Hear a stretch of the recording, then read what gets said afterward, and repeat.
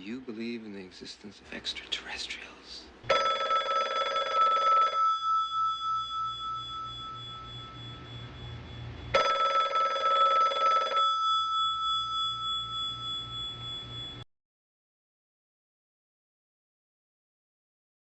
Hello, Susan.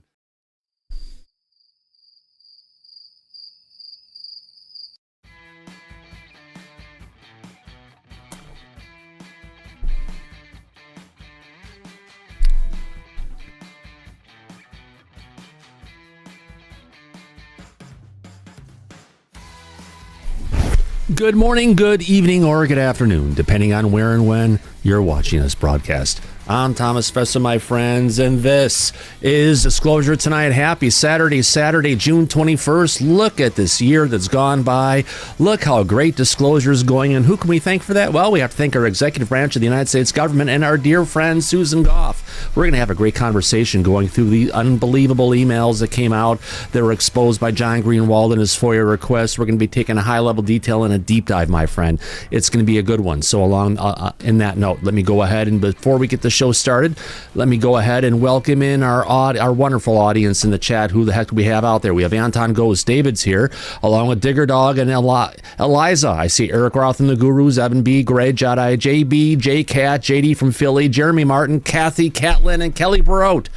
And those piercing blue eyes. Good to see you, Kelly. Wonderful to have you here, and all the ladies of Disclosure Tonight, and everybody else for that matter. Let's welcome in Maritime Unprepared, Megan, Betts, Niles, Guy, PC Anderson, Peggy, and her South Florida friends. Good to see you.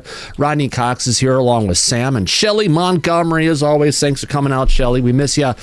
Steve Hines is here along with Super Unknown, Truck and Pawpaw, Truth Seeker, Vern Dude, Yellow Tommy Tanker, also known as Andy, and a special shout out to our friends in Northern Idaho, Two Midgets on a Horse.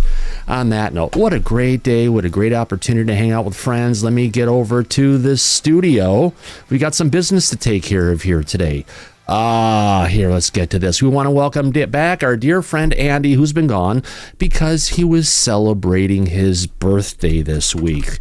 And in typical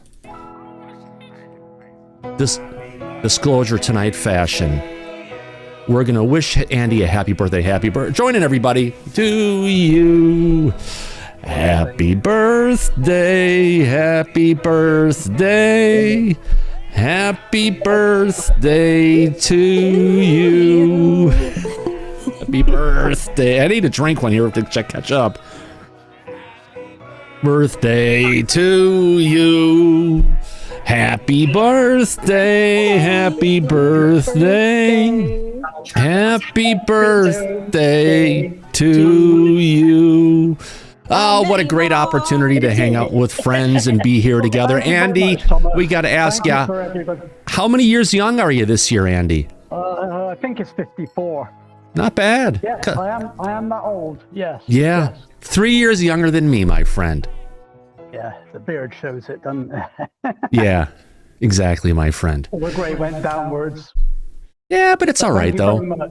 You're welcome, my friend. You got to wish you happy. I know Mike actually sent you a nice birthday present last week. I didn't even know that was going to be coming. Yeah.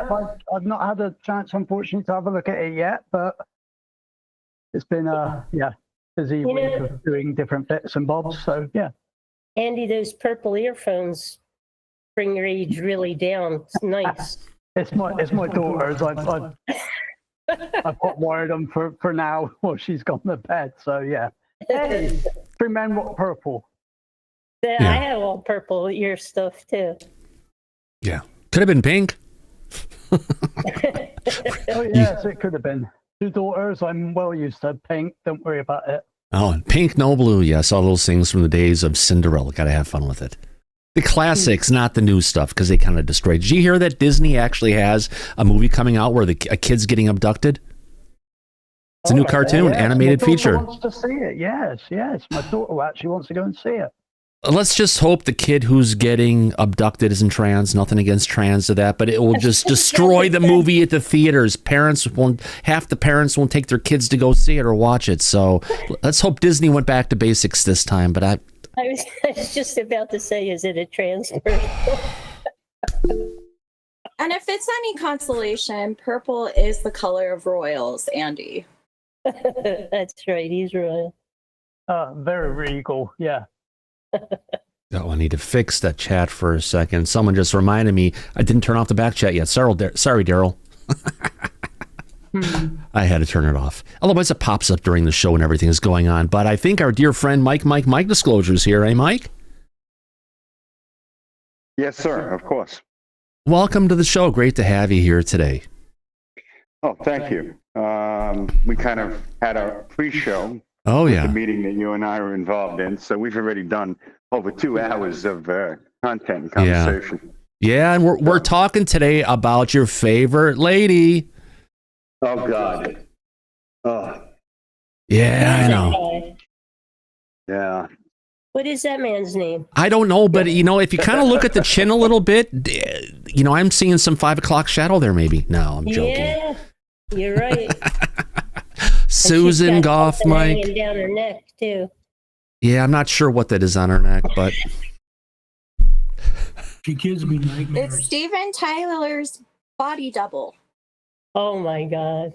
Oh, sheesh. Nightmares, my friend, nightmares, what they're made out of, I tell you. She's like twice the size physically of Steven Tyler, just so you know. She's like a drill sergeant in the Army. Okay, I'll say it, but I'll probably get in trouble. Not only does she look like a horse, she's built like one. Yeah. Hey, Gene. And I'm sorry for all the horses out there in the audience, not meaning to disrespect you. Because I've seen some pretty cute horses out there. I was And we going to also- say this. Oh, sorry, Tom. I mean, Mike. No, I I was just just wanted going to to say say, hi to Gene because I saw him on a live 2 days ago. I was so surprised to see him here. Yeah. And welcome. That's all. oh, he joined us last night. He was on the show with us as well, and he's back again today. Very good to have our friend Gene come and join us. That's why I had my hand up last night, but then it got too involved. So Oh, I just yeah. want to say hello, and I saw you. It was a good interview. Yeah. Thanks. I appreciate that. I was telling everybody right before we went live, but my wife's always on me about being more social, so I'm hoping this helps check the box. If anything, Not only being social, I'm learning a lot, and that's the most important thing. and it'll get you used to a bit more of looking into the camera and connecting with the audience. Yeah. It's all good things. I'll take it. Absolutely. Hey, Mike, if Susan Gough kidnaps Thomas, you give me a call so we can go get him back, okay? Yeah, we'll have to do a rendition to get him the hell out of there. We will. I know some people. We'll get him out. No, I'm not worried about it. Because you remember, Mike, a while ago, right after you first started hanging out on the show, and I opened it up to viewer calling and all this stuff like we have today. What was it, 2:45 in the morning one day? The dog wanted to go outside really bad, so we went to go let him out, and he goes taking off. I'm like, oh shit, what is he chasing? Don't want him to, get ripped up by a raccoon. And sure enough, we had that black SUV sitting right at the end of our driveway, and there was a black guy driving and an Asian guy in the passenger seat wearing black fatigues, and their window was down, and they looked like, totally shocked at me, and they freaking sped off. So maybe that was part of Susan. Maybe they're just trying to protect me because I'm important. Maybe. Well, listen, you saw the post earlier today about Ross Coulthart has a flag on his file every time he goes through. He gets pulled in by CBP, Border Patrol. Oh, God. Yeah, he does. Yeah. And actually, thank you. I actually have that. That is what we would call, Mike, a not fair use. That was what we would call a breaking UFOs alert. Let me go ahead and get this video clip up here because this is a good one. Yeah, it is. I think he went back on Jesse Michaels again, didn't he? Yeah, I believe so. Oh, we've actually got a bunch of videos. Yep. Even Stephen Greer talking. Oh, God. Yeah. I saw that. Oh, my God. Yeah, but Ross has told me privately in our conversations that this has been going on with him for a long time now. Yeah. Yep, nothing new with this. It's not something that occurred the other day. It's Yeah. something that the government has been monitoring what he's been doing since David Grush, Yeah. since he came out with the interview. We should try and get Ross to look at the video that Nikki has, see if it ties into any of the stuff that he's been seeing down in Arizona, because that seems to be the hot spot he's digging into. That's actually a good idea. Yeah. Might have something to do with it. Yeah, you never know. These So videos from Sentinel, so it's right over there. Yeah. yeah. So what are we going to watch here? Ross Coulthart was detained by U.S. Customs and Border Patrol, good old CBP, following his News Nation interview. See, it's not just other. He's even someone who's not a U.S. citizen getting taken up. Not it's a good idea, but maybe it's not because he's not from the United States, and maybe it's because he's covering the aliens that are not potentially from the United States, unless they were here before us, so they'd be considered natives, wouldn't they, Mike? Yeah. Indigenous. What our government is concerned with from a foreign national, meaning Ross, is his access to national security information. That's what they're concerned about. Yeah. That's why they're monitoring it. Like that giant UFO that's as big as a building that he won't expose? Yeah, that one that's out of this country. Right. With one of our allies. Oh, he just needs to go ahead and pass the information on to someone like you, Mike, and just let that information come out, because you know what? Let it ruffle some feathers, but you know what? Bringing out the truth about UFOs is going to ruffle some feathers no matter how you look at it, right? It is, You don't but like he that? is an award-winning old-school journalist, and he does not want to cross the threshold of violating trust from his sources. But offered. I know, but I thought it was more of a worrying about national security than it was worrying about trust. But either way, we can hope someday we'll get that information. Get the story. Yep. So let's continue. Let's listen to this minute and 20 clip. Here we go. I have to admit, I had my computer on auto delete if it was opened. Yeah. When I came through customs. Wow. And I was ready to go live on national television if I was detained by Border Protection. Wow. Which actually happened to me after I did the Grush story. Really? Yeah. After I did the Grush story, I was detained and held by CBP. Oh, my God. And a mutual friend of ours made some inquiries and confirmed that there'd been some kind of a flag put on my file. And unfortunately, it was so high level, they couldn't access it. But basically, somebody, I suspect from the agency, had flagged that we want to know when Coulthart comes through next, and let's cause him some mischief. And I have to admit, we have a euphemism in Australia, tearing somebody a new asshole. I just wasn't going to put up with it. And I summoned my anger and basically yelled at Border Protection and said, I strongly advise that you get on the phone, whoever it is that's flagged me, contact them now or tell them I will be going live on television in about 10 minutes to talk about the fact that I'm being illegally held. I have a valid visa. You have no good reason to hold me. If you want to fight, you can have one. And I was let out. Oh, wow. Interesting. Yeah. So, yeah, they're going and potentially trying to lock him up, Mike. That's really interesting to say the least. Oh, it is. But Ross, as you and I are well aware of, doesn't take any shit. So, yeah, they picked the wrong one to use tactics like that on. It seems to be. Ross was embedded in during the Middle Eastern conflict that we had as a reporter with active military units. So he's seen some shit. Tactics like this, they won't work on him. And they should have realized that. I guess they had to find out the hard way. Yeah. Just like, oh, total schmucks, my friend. Absolutely. I need to jump in here really quick. I just realized what I screwed up. And I've got the back chat up and going, but then it died on me. I didn't realize why. And let me just go ahead and bring this one up here really quick. It's going to start working, and I need to take this part of the link, and I need to put it to right here. And it should start working again. Let me try this. Nope. Oh, there it is. We're back. See? Bingo. We got it. And we've got it working again. Sorry about that yesterday, folks, for not getting it there. Just a little stuff getting into it. So, Mike, getting back into the story, we've heard about Ross Coulthart here. We need to get into the deep story of the tweet that we put up on X a couple days ago, right after that the leak. Not the leak, the declassification that came from John Greenwald with respect to the FOIAs that he had been presenting to the DOD to get Susan Gough's emails. And what terms was he looking for? UAP, UAS, anything else? Yeah, he was looking for the GOUGH'S, the gimbal, and all of the videos, the 3 videos that Lou had released in 2017.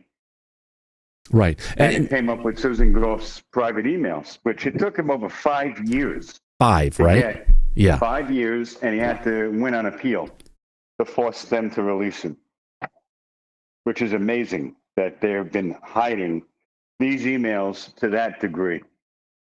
Yeah. And to be honest with you, after the emails came out, it's not like we're talking about national secrets. There was nothing revelatory in there, no smoking gun, but it did show the pettiness of what really goes on behind the scenes, and I thought that was interesting. Yeah. Well, you know, the old saying about pettiness is don't sweat the petty, pet the sweaty. Exactly. Yeah, let's get into this. All right, so let's get this tweet going here. Breaking FOIA emails reveal DOD gatekeeping. Of course, it is disinformation and narrative control on UFOs. And here's the thing, Mike. Once she puts this information out, her disinformation becomes misinformation when everybody starts spreading it because they believe it's the truth, right? That's correct. That's the whole purpose behind her campaign of psychological operations, to try to get the public to lose interest in this topic. Yeah. And it seems it's been working. Yes, it's actually been very successful. We've talked about this on the show before as well. Oh, yeah. About Sean Kirkpatrick, who's also engaged in similar operations through Arrow, and how it's actually been successful, believe it or not. Yeah. Hold on, let me get It's the disappointing, but our government and our tax dollars are at work in regards to keeping this a secret from the public. Yeah, it's such a good thing. They don't want. No, it's not a good thing. It's a bad thing, and it's not just. Does it? Let's explain that to the audience why it's a bad thing? Because number one, Congress, Washington D.C., even the executive branch administrations, they are politically divided to the point that they are non-functional. It's completely dysfunctional. They're not able to legislate. They're not able to move anything forward. It's a shit show. But you have somebody like Susan Gough, who is not a member of a political party, either left or right, but has been able to be serving in her position through 4 presidencies, including Democratic and Republican. So what would be the one unifying force that would transcend party lines in a very politically divided place like Washington, D.C.? Sovereignty of the United States and keeping things together and keeping the people freaking out if they realize we're on the menu, perhaps? Yes. Well, look, the point is, if this secret that both sides of the political aisle have been going out of their way to keep a secret from the general public at large over 8 decades, what would be the one factor that would unify them to do that? Oh, it's something that would be so horrible if the truth came out, they don't want anybody to know. Yeah. Right? And that's where we're kind of stuck, because remember, many times during the running for office, Trump had even acknowledged, this question is the most question I'm getting asked the most times by different people. Will you bring out the information declassified about UFOs? And he's like, oh yeah, I'll bring it out. Yeah, here we are. Over 6 months, over 6 months into the presidency of Donald Trump, and we don't have anything except our beauty queen, Susan Gough. Well, let's point out the fact that in the new administration, Trump had changed everybody that was working in the previous administration, except for Susan Gough, which is highly suspicious. All the PAOs who are like publicly facing were all changed out, including that wonderful woman who was handling up some of the requests for the DOD. Correct. Yeah. But we have Susan Gough, who is still in her job, in her position, with no sign of leaving anytime soon. So that's something that transcends political party lines. And that, I think, in itself speaks for itself. Don't you? Yeah, especially with that spokesperson. Yeah, of course. Andy W., your hand is up. Yeah, the only reason I can think that she's still there is, and I don't want to commend her for it. She's very good at her job. She is. I can't see, unless she's got some dirt on somebody, but who? You've changed presidents. You change from one political party in the White House to another. Yeah, how is she actually transcending all of these people? Yet she's still there. What, 16 years later? Yeah, correct. That can be the only reason she is really good at her job. But you got to remember, though, although she's been in the position as a PAO for what's going on, not until I believe it was with the last Trump administration. Correct me if I'm wrong, Mike. When the UAPTF and all that stuff was going on, that was part of the Trump administration, right? Yeah, right.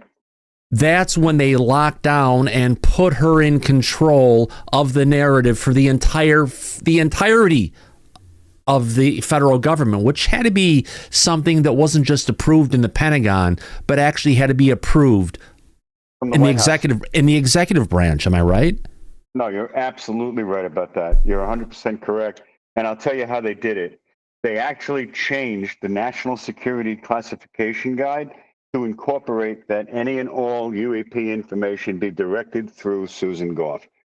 So doesn't matter if it's coming to the Department of Education, it's any federal agency, any kind of FOIAs that come in have to go, are supposed to be forwarded to Susan. Now, Susan has a different reason for that, why she said that's going on. And actually, that was RO, never mind. Yeah, but it's basically making Susan be our gatekeeper. Yes, beyond a shadow of a doubt. It's the only role she performs and serves that is of any value to numerous administrations. That's why we call this episode The Dark Side of UFO Disclosure, because on the light side, we have the people who are trying to bring out the truth. But on the dark side, we have Emperor Palpatine, also known as Emperor Gough here, trying to go ahead and keep the truth from coming out. That's the problem, right? It's a very big problem, and it seems to be one that no matter how many elections are going on in this country and how many administrations change hands, she remains the same. Nothing changes. Because in the eyes of the executive branch, she's doing a good job. She's doing a good job protecting a secret that neither side of the aisle wants the public to be aware of. That doesn't sound something good or beneficial to me. A secret that's more closely held than when we were trying to figure out the atomic bomb. Because remember, they built a whole city down where we had it. It's in Los Alamos National Laboratories, where there was a time where over a week they saw 200 flying saucers flying over the whole thing. They're really interested in what was going on there. So yeah, the secrecy is tighter than that. It is. And which is ridiculous because... Why isn't the secrecy there for so long? And what are they so worried about? It's not like we don't see objects flying in the sky. It's not like people haven't claimed that they were abducted and they have no knowledge of this. This information has been coming out publicly for a long time. But what the hell is keeping them so scared shitless that they employ the work of Susan Gough to keep us from knowing it? Really quick, and I also want to call this out. We've talked about it a lot of time. We have the word experiencers here, right? Yes. Let's take experiencers here out of the people who have had close encounters of the third kind. Really close up. People who have seen UFOs flying around, I think it's safe to call them their witnesses because they've witnessed something going on. People who have actually experienced things that have actually happened with them in contact with a non-human intelligence, those are the true experiencers. Would you agree on that one? 100%. We need to rein it in a little bit. Absolutely. Without a doubt. That's correct. Yeah. All right. So let's get back to this. Let's get back to this tweet, shall we? Sure. All right. Where is that at? Here we go. All right. So the question about UFOs isn't whether the truth is out there. It's about who's making sure you'll never get to see it. That's the truth, my friend. And the answer is Susan Gough, who has held the same position, as we said, for the last 16 years through 4 presidents across the Republicans and Democrats. She's not an elected official and doesn't leave her position when the administration ends, which is really crazy because that always happens. But apparently in this position, she's golden. She is. Yeah. Yeah, she has the keys to the kingdom. Yeah. So as the official spokesperson for the Department of Defense on all UAP matters, yes, that came in through the last Trump administration, my friends, when they really clamped it down. She's the person who decides what you're allowed to know, which is basically no videos, no photos, no acknowledgement, no nothing. We're going to deny all the time. Yes, which is an old intelligence proverb. Yeah. When all else fails, deny, and last answer would be deny again. Well, also good at that. deny, and disinform. Spread the disinformation. Confuse the people. Make them fight against each other like we've been seeing lately. Yeah, as somebody who was trained in psychological operations, like she was for the Army, she serves that role very, very well. Oh, yeah. Oh, better than we believe. Better than, let me bring this up here. I like having multiple video sources up here, different things bringing up. Let's bring up her beautiful photo as we're going through so you can remember about who we're talking about. There we go. All right, let's get into this. All right. But now, thanks to the FOIA release, released by John Greenwald of theblackvault.com, her internal emails are out, and how they expose something far more troubling than just secrecy. They reveal a system of strategic narrative management, ridicule tactics, and disinformation suggestions, and insider infighting over what's really flying in our skies. But who really is Susan Gough? Well, she's no ordinary spokesperson. She served as a colonel in the U.S. Army. Sorry, Ed. And is a graduate of the U.S. Army War College. Author of here's the article, the paper she put out, The Evolution of Strategic Influence, which advocated a national psychological strategy for long-term behavioral manipulation. She is an expert in psyops, trained in hold on a second here. I need to do this. This just sounds perfect for this. Hold on, we'll get to you in a second, friends. Close this down here. Oh, it's got to be here somewhere.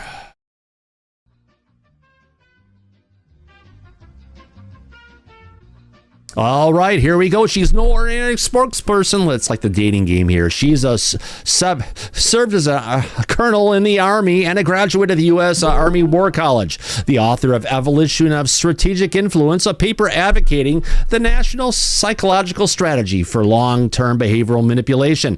She's an expert in psyops, trained in how to manage public perception through emotionally impacting messaging.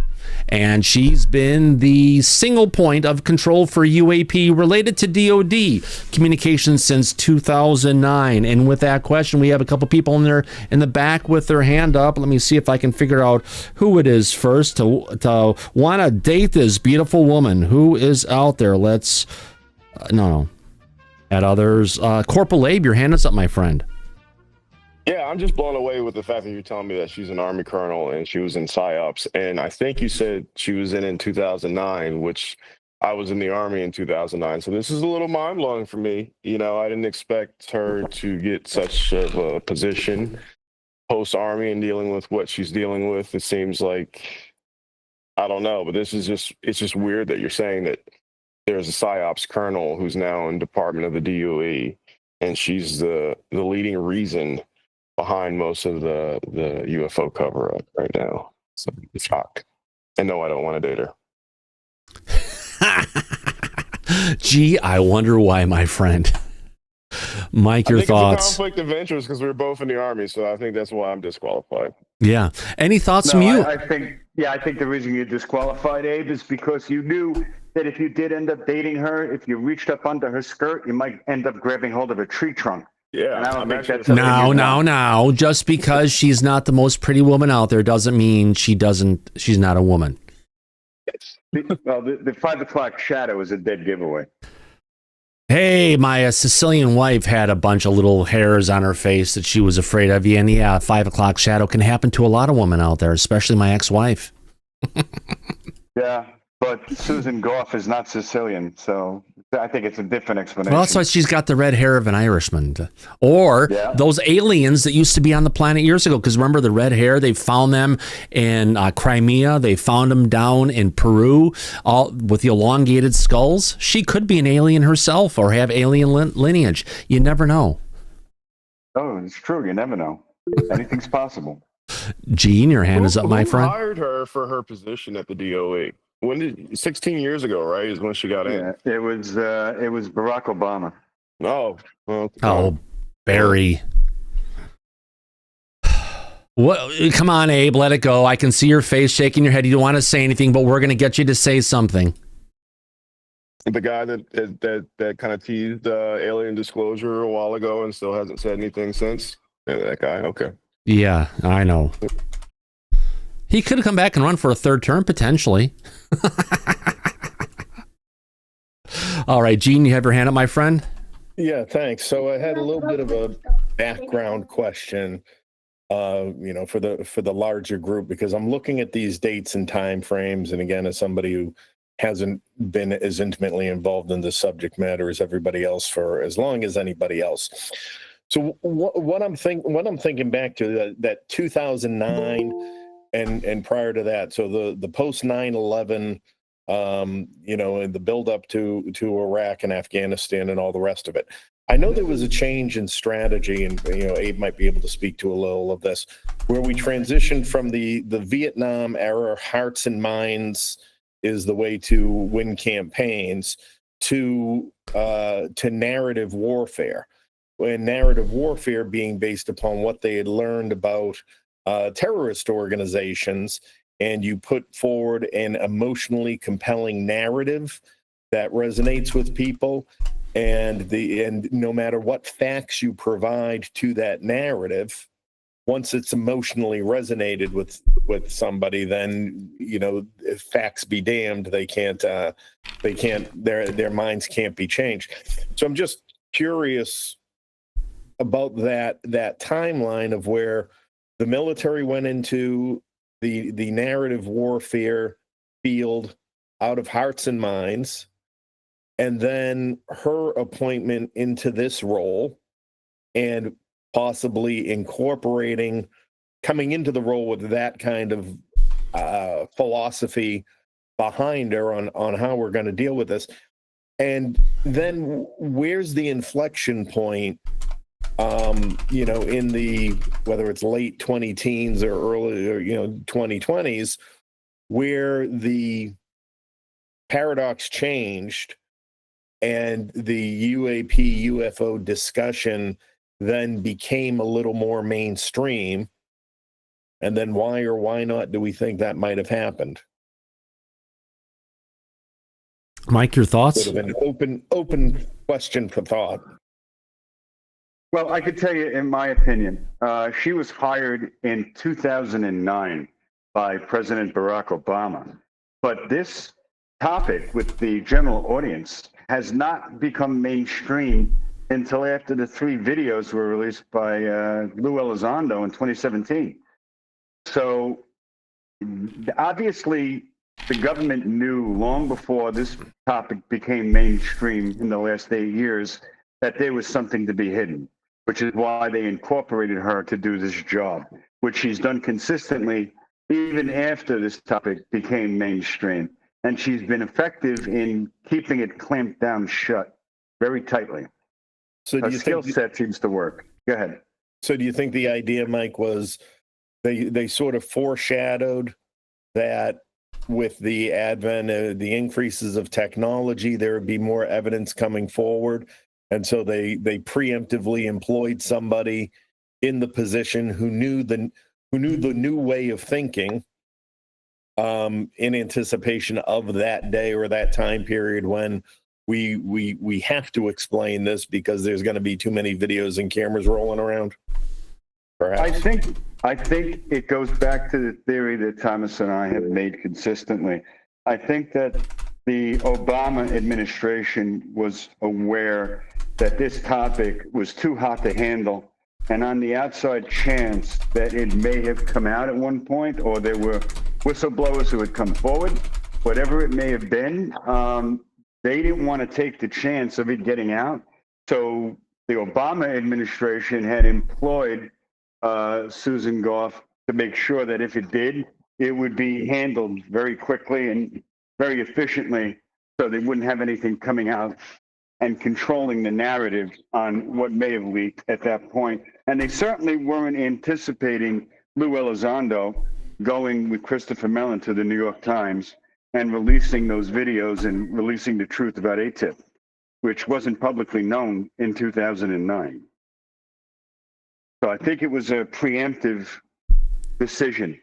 But like you pointed out earlier as well, after President Obama had left office, he went on a late night talk show to do an interview, and he freely admitted to the American public there are things in our skies that we don't know what they are, and they exhibit characteristics that we're not familiar with, and we don't know what it is. So he came out and publicly said that after he had left office, and then the next day when President Biden was in office, they had the press asking him about that statement. And Thomas, what was his response to the press? You remember? I don't. Yes, you do. He told them to ask Barack. Oh, yeah. Oh, yeah. Biden, he had his little earpiece in. And when they asked him the questions about UFOs, he immediately ran away from the podium as quick as he could. And he got pulled back because he had the people in his ear telling him exactly what to go ahead and say. And then he pulled back and say, well, go ask Barack, right? That's correct. And we immediately knew, you and I, we were covering this back then, that we knew we weren't going to get disclosure out of the Biden administration. And we didn't. So that was true. That was a payoff. It was a tip-off that administration had no interest in bringing any of this information up publicly. Yeah. Absolutely. Really quick, Mike, I want to go ahead and we just got a super chat that came in first one of the night, coming in from Fayetteville. Thank you very much. A super chat for $9.99. Thank you very much. I appreciate it, my friends, saying thank you. No, I want to thank you for your wonderful ongoing support, Fayetteville, of Disclosure Tonight. We try to do the best we can here at Disclosure Tonight, and we're a fan-funded program. Thank you very much, my friend. Go ahead, Mike. Yeah. So we knew from the Obama administration moving forward that no one wanted the truth to come out. And it doesn't matter if we're talking about Republicans, Democrats, doesn't matter at this point. As far as this topic is concerned, they don't want the public at large to know the truth about what's going on in our skies. Because obviously it's not about politics at this point. This is something a lot more serious than that. It's probably, like you and I have been mentioning for a while now, something serious enough that if the public knew about it or the government had confirmed any of it, it would cause chaos. It would cause a breakdown of people realizing there's something that's beyond our control. Well, I want to bring this out, Mike, because, President Trump is really inspired by former President Reagan, right? Yes. Let's go ahead and show this extended clip of Reagan talking about an alien presence. Here we go. The C-SPAN networks bring you long-form public affairs program. Wait, this is not it. No, I'm sorry, that's not it. I thought that was it. No, it was the 1985 UN meeting. I know. There's a whole bunch of them. That was the largest file I went to. No, I need the one that's in 4:3 aspect ratio because that's where it belongs. All right, here we go. I couldn't help at one point in my discussions privately with General Secretary Gorbachev, when you stop to think that we're all God's children wherever we may live in the world, I couldn't help but say to him, just think how easy his task and mine might be in these... One second, I have to go back to interview, and I need to go back to here. I need to copy this link for the emotes, which is going everywhere now. Get back to it. Here we go. Meetings that we held, if suddenly there was a threat to this world from some other species, from another planet outside in the universe, we'd forget all the little local differences that we have between our countries, and we would find out once and for all that we really are all human beings here on this earth together. Well, I don't suppose we can wait for some alien race to come down and threaten us, but Before we get it, that between us we can bring about that realization. Really quick before we get to the next piece, we do have several people in the back with their hands up that I've been ignoring, unfortunately. Let's bring up Corporal Abe and then Laura and Andy. Corporal Abe, go ahead. Yeah, I just wanted to say towards Gene's question, Gene and Mike are totally on point with what they were talking about. In 2003, I joined the military under Bush. 2004, I had my first realization about UAPs, UFOs through a report, and it was the Tic Tac incident. 2006-07, I was on deployment, and that's, Gene, when the Hearts and Mind agenda kind of resurfaced, actually, because I was a part of the surge in 2003 when I joined, and then so we switched from that surge mindset over to the Hearts and Minds mindset. I want to say like post-deployment, and then Obama came in, and that's when there was a new mindset, and that's when the drawdown started beginning, and I transitioned over to the Army. And so, you know, my time in that 12 years, the UFO topic went from, in 2004, I wasn't supposed to talk about it, my job got threatened. 2006 is when the ship started playing Men in Black songs and Men in Black movies every time we had a UFO experience.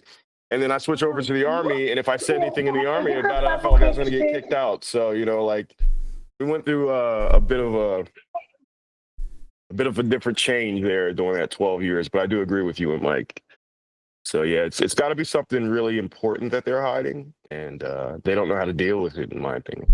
Absolutely. If we can go on next to then Laura. Laura, your thoughts? Yes, in regards to Susan. A whistleblower recently discussed certain corporations that were involved with UAP reverse engineering, mentioning Bose, Allen Hamilton, Raytheon, Honeywell, and Lockheed. So, you know, Susan came right directly off of Bose, Allen Hamilton. And if you have a president that is anywhere, you know, if he's curious and wants more information, and she does have some information, that's a great carrot she can dangle in terms of negotiating a contract for her employment and grandfathering it in for a large sum of money. Say $600,000 a year, perhaps. Is she making more than $500,000? Really? Could she be? Could she be? I don't. Maybe I'm just a good guesser, perhaps. But wow. Yeah, it's our taxpayer money being used to silence. Yeah. So that's Laura, just the thought. Why didn't Trump fire her? Why didn't Trump replace her or fire her? Exactly. Especially in Obama, you know, administration. And trust me, I'm apolitical. I don't care any about who hires who. But why didn't Trump fire her? So she must have something that he finds of value. I think that there are grandfathered in contracts within these agencies that are really hard to break. And if you have somebody who's been collecting a lot of information, keeps a tight lip, but gathers, and doesn't share. But if asked to give information, are very skilled at giving just a little tiny bit to whomever, that's a huge control. And certain personality types get into positions that they shouldn't be in. And they should be doing studies of that before they hire anybody. Psychological profiles, let's say. Yeah, I don't know the solution to this one. Thanks, Laura. Yeah. You have to understand, she's not rehired with each administration. No, she's maintaining continuous. Employee. She's maintaining continuous employment. Right. But of course, probably getting a raise every time. You're telling me that she's got a lifetime appointment to the DOE? Yes, I suspect so. Yes. She's like Frankenstein. She's like Dr. Frankenstein. Oh, and again, if you think about it, she's probably just sitting there within, you know, she's in the GS system and structure, and there's a whole level of protections afforded. You know, if she's up there, you know, Oh, no, I guess it would be SES, the Senior Executive Service. They're all handled with kid gloves to begin with in the first place when it comes to removing them from their positions. I think barring, as Andy alluded to earlier, she's good at her job. Her job is control the flow of information. Everybody's happy with the flow of information or the lack thereof. So there's nothing to complain about from that perspective. And then the two other factors being, what she does potentially know and what companies and all of that's involved. So there's probably a lot of people who tiptoe around her to begin with anyway. And then even if she does come up with come up for review, consideration, has to sit down, she's a psyops person. She knows how to read the room and adjust really fast. And so it's a perfect storm or an imperfect storm, depending on which way you want to look at it, it seems. So where does the argument then come into play with the president has to be the one to release disclosure if there are grandfathered in people in the government that have all this information, have way more information than the president's? She's been there, how long? Through Obama, Biden? Years. For 16 years. So now you're telling me that there are groups of people that know full well about what's going on with disclosure outside of the president's office. But here's the thing, Abe, you got to realize because she's been there so long, she's become the subject matter expert in this conversation that goes beyond anything because she has so much history. She has 16 years of emails going back, tracking all of this shit that she can get into. You know what I mean? So she's updating the presidents as they come and go. Who then is going to deliver disclosure? Is she going to deliver disclosure? Well, we're getting stuff from her. Well, we're getting stuff from her, but there were people like David Grush back in the day, although he did work with Lou Elizondo at the Space Force, different areas. They both did different things, but getting into it, there's different levels of briefing to the president. She's in the area of shutting down the conversation to the public. As far as what's actually being seen in the skies behind us, that's coming from the actual different parts of the intelligence community or the military, letting the president know what's going on out there. So they're reporting, here's what we're seeing in the field, here's what's being seen worldwide. That's what they cover, and she covers, this is how we're going to keep all this shit from getting out to the public. This is a mindfuck. And then some. Yeah. All right, let's get on next to Sergeant Daniel, and then we'll get back to the video of Reagan, and then back to the video of where we were. Oh, hey, how you doing? So how do you know that she has the keys to all those cars, that she knows everything? I mean, what if she's in the dark? What if they kept her... What if she doesn't have a need to know, like we always said, some of the presidents. But she's the gatekeeper. She's the one who handles all the questions. She's not the key master. She's the gatekeeper. What if she actually doesn't know? I mean, what if they're not telling her? If she doesn't have a need to know? Doesn't matter. She has the ability to shut everybody up and shut them down. Clearances? Does she have compartmentalized? DOE has higher clearance. DOE has the highest clearance, don't they? She's got a super high clearance. Yeah. Her clearance is max. It's SCI, I believe. Yeah. But either way, she's the person when the public reaches out and says, you know what? We wanted the information. They go to her. No matter where it's coming from, she finds the way to shut them down. Well, she wouldn't have to lie if they didn't tell her the straight scoop. You know, she could just be honest and say, I have no idea. We have no, or just lie. She can outright lie anyway about it. What do you think she does now? Oh, absolutely. What do you think a PSYOP is? Yeah, psychological operation going ahead being purported against the United States, the people of the United States, if not the world, to deny the existence of something that's real. Wouldn't we think that if she knew everything, then there's got to be other people that know everything as well? And what if one of those comes forward? You know, I mean, we're always talking about, you know, this guy knows this black box, that guy knows that black box, this guy knows that black. So you're telling me that she knows all about everything that those guys are doing. I wonder if that's true, you know, because that's the kind of the crux of it is, do they all know, or do they, you know, how many people know it all is the question. Does she? I don't know. She's the face. She only needs to know what she knows. But her job but is her to background, Daniel, she came in to that position in the government in 2009. Before that, she was working for Booz Allen, which is a military industrial complex contractor that was directly involved in reverse engineering of this topic. So she's well informed, and that's why she got this position at the level that she's at for as long as she's at. So that speaks for itself. Anything beyond that, as far as who else knows, is merely speculation. But we're talking about her right now, and that's her background and why she's been in this position longer than anybody else in American government history. It speaks for itself, those facts. And I think Thomas used the right word when, gatekeeper. Gatekeeper is almost an understatement, because you figure a request comes in, she has to field it out to whoever does have that piece of information. Then she gets to sit and dissect it and decide how it fits in with other information that's been released, and ultimately make that approval. So I'm sure there's a complete hierarchy of everybody who only knows their own little pieces that are filtered up to her. And 16 years in the job, I'm sure she put together quite the picture of what the truth is. Yeah, absolutely. She has inside information. So, what were you going to say, Thomas? No, I'm disagreeing. That's all. No, before that, you were going to lead into. No, we've got more. I want to get back to Reagan talking about disclosure and what's going to happen. It's going to unite the world.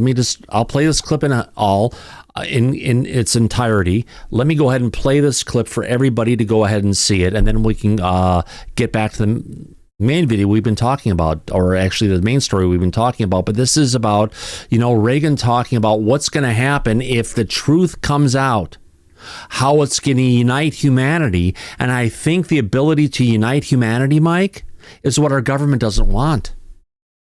No, they don't, for obvious reasons, because like we've been pointing out, if the truth ever did come out and the public was aware that there was an advanced civilization here on Earth with us, we're not alone, and we couldn't do a damn thing to protect ourselves, and we were completely at their mercy, they would be looking to the government for answers, and if the government doesn't have those answers, it would reflect badly on the $1 billion a year budget that they have, and they're not able to do anything to help us in a situation like that. That's why they don't want it to come out. Yeah. Things go out of their control. So let me just restart this from the beginning. We only lost about 20 seconds. Let's play this and just watch this without any interruption. Here we go. Point in my discussions privately with General Secretary Gorbachev, when you stop to think that we're all God's children wherever we may live in the world, I couldn't help but say to him, just think how easy his task and mine might be in these meetings that we held if suddenly there was a threat to this world from some other species, from another planet, outside in the universe. We'd forget all the little local differences that we have between our countries, and we would find out once and for all that we really are all human beings here on this earth together. Well, I don't suppose we can wait for some alien race to come down and threaten us, but I think that between us we can bring about that realization. In our obsession with antagonisms of the moment, we often forget how much unites all the members of humanity. Perhaps we need some outside universal threat to make us recognize this common bound. I occasionally think how quickly our differences worldwide would vanish if we were facing an alien threat from outside this world. And yet, I ask you, is not an alien force already among us? What could be more alien to the universal aspirations of our peoples than war and the threat of war? I think maybe I'd answer it this way. I keep, in my frustration sometimes, actually, if you count some of the things going on in smaller countries and all, there have been about 114 wars since World War II. But I've often wondered, what if all of us in the world discovered that we were threatened by a power from outer space, from another planet? wouldn't we all of a sudden find that we didn't have any differences between us at all? We were all human beings, citizens of the world, and wouldn't we come together to fight that particular threat? You know, Mike, and there's a story that's out there that at one of the summits that were going on between Gorbachev and Reagan, that Reagan brought out the fact and showed proof to Gorbachev that there was a giant multi-mile long UFO that was in the orbit of Saturn into the rings, and that if they were to come and attack, would Russia side with the United States on this? And Gorbachev apparently told him yes. He did. It was a private conversation that occurred after that speech. And now, to give the audience some insight to that period of time, we were at the height of the Cold War between Russia and the United States since the end of World War II. Yeah. And Mikhail Gorbachev was in the Russian party known as a world-class drunk. And he was actually a puppet leader that was being controlled by the Soviet Union, and specifically Vladimir Putin, who at the time was rising up in the Soviet Union. But even with that, he was able to take what Reagan was telling him so seriously that he instantly told Reagan, yes, Russia would stand with the United States in case there was out war with an advanced civilization here on Earth. Yeah. So that tells you just how serious it was back then. And that was over 40 years ago. And it's still that serious today, but then again, their ability with Susan Gough in control, the cover-up is rampant at this point. Let me get back to the text we're talking about. In Susan Gough's emails, she discredits, deflects, and delays. The FOIA emails released include communication between Susan Gough, Navy Public Affairs PAOs, and the insiders reacting to press coverage, whistleblower claims, and internal disputes. Here's what they actually showed. Number one is narrative control. The Navy PAO deferred all UFO press inquiries to Susan Gough. It's not that they wanted to. They absolutely had to, as a requirement of federal policy, with instructions not to independently comment. She functioned as the choke point, ensuring no deviation from the approved line. There was strategic language suppression, internal messaging emphasizing avoiding the term UFO and downplaying UAP to unmanned aerial systems. This was done to limit future FOIA researches and public inquiry. This basically means, Mike, they're not going to use UAP or UAS anymore. I mean, UAP or UFO. Now everything goes under the umbrella of UAS, and UAS was supposed to be assigned to human-made drones, right? Correct.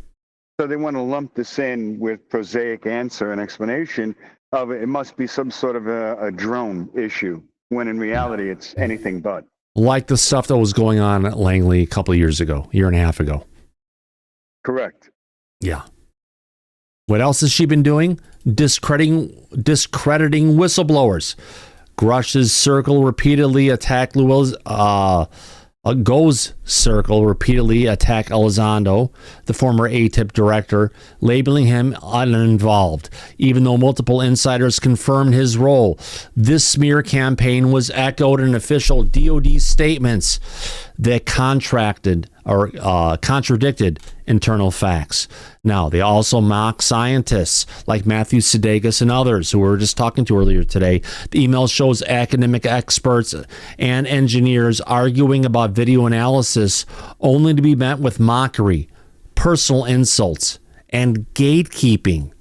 Again, this is from the PAO, but this is how she's treating the stuff behind the scenes.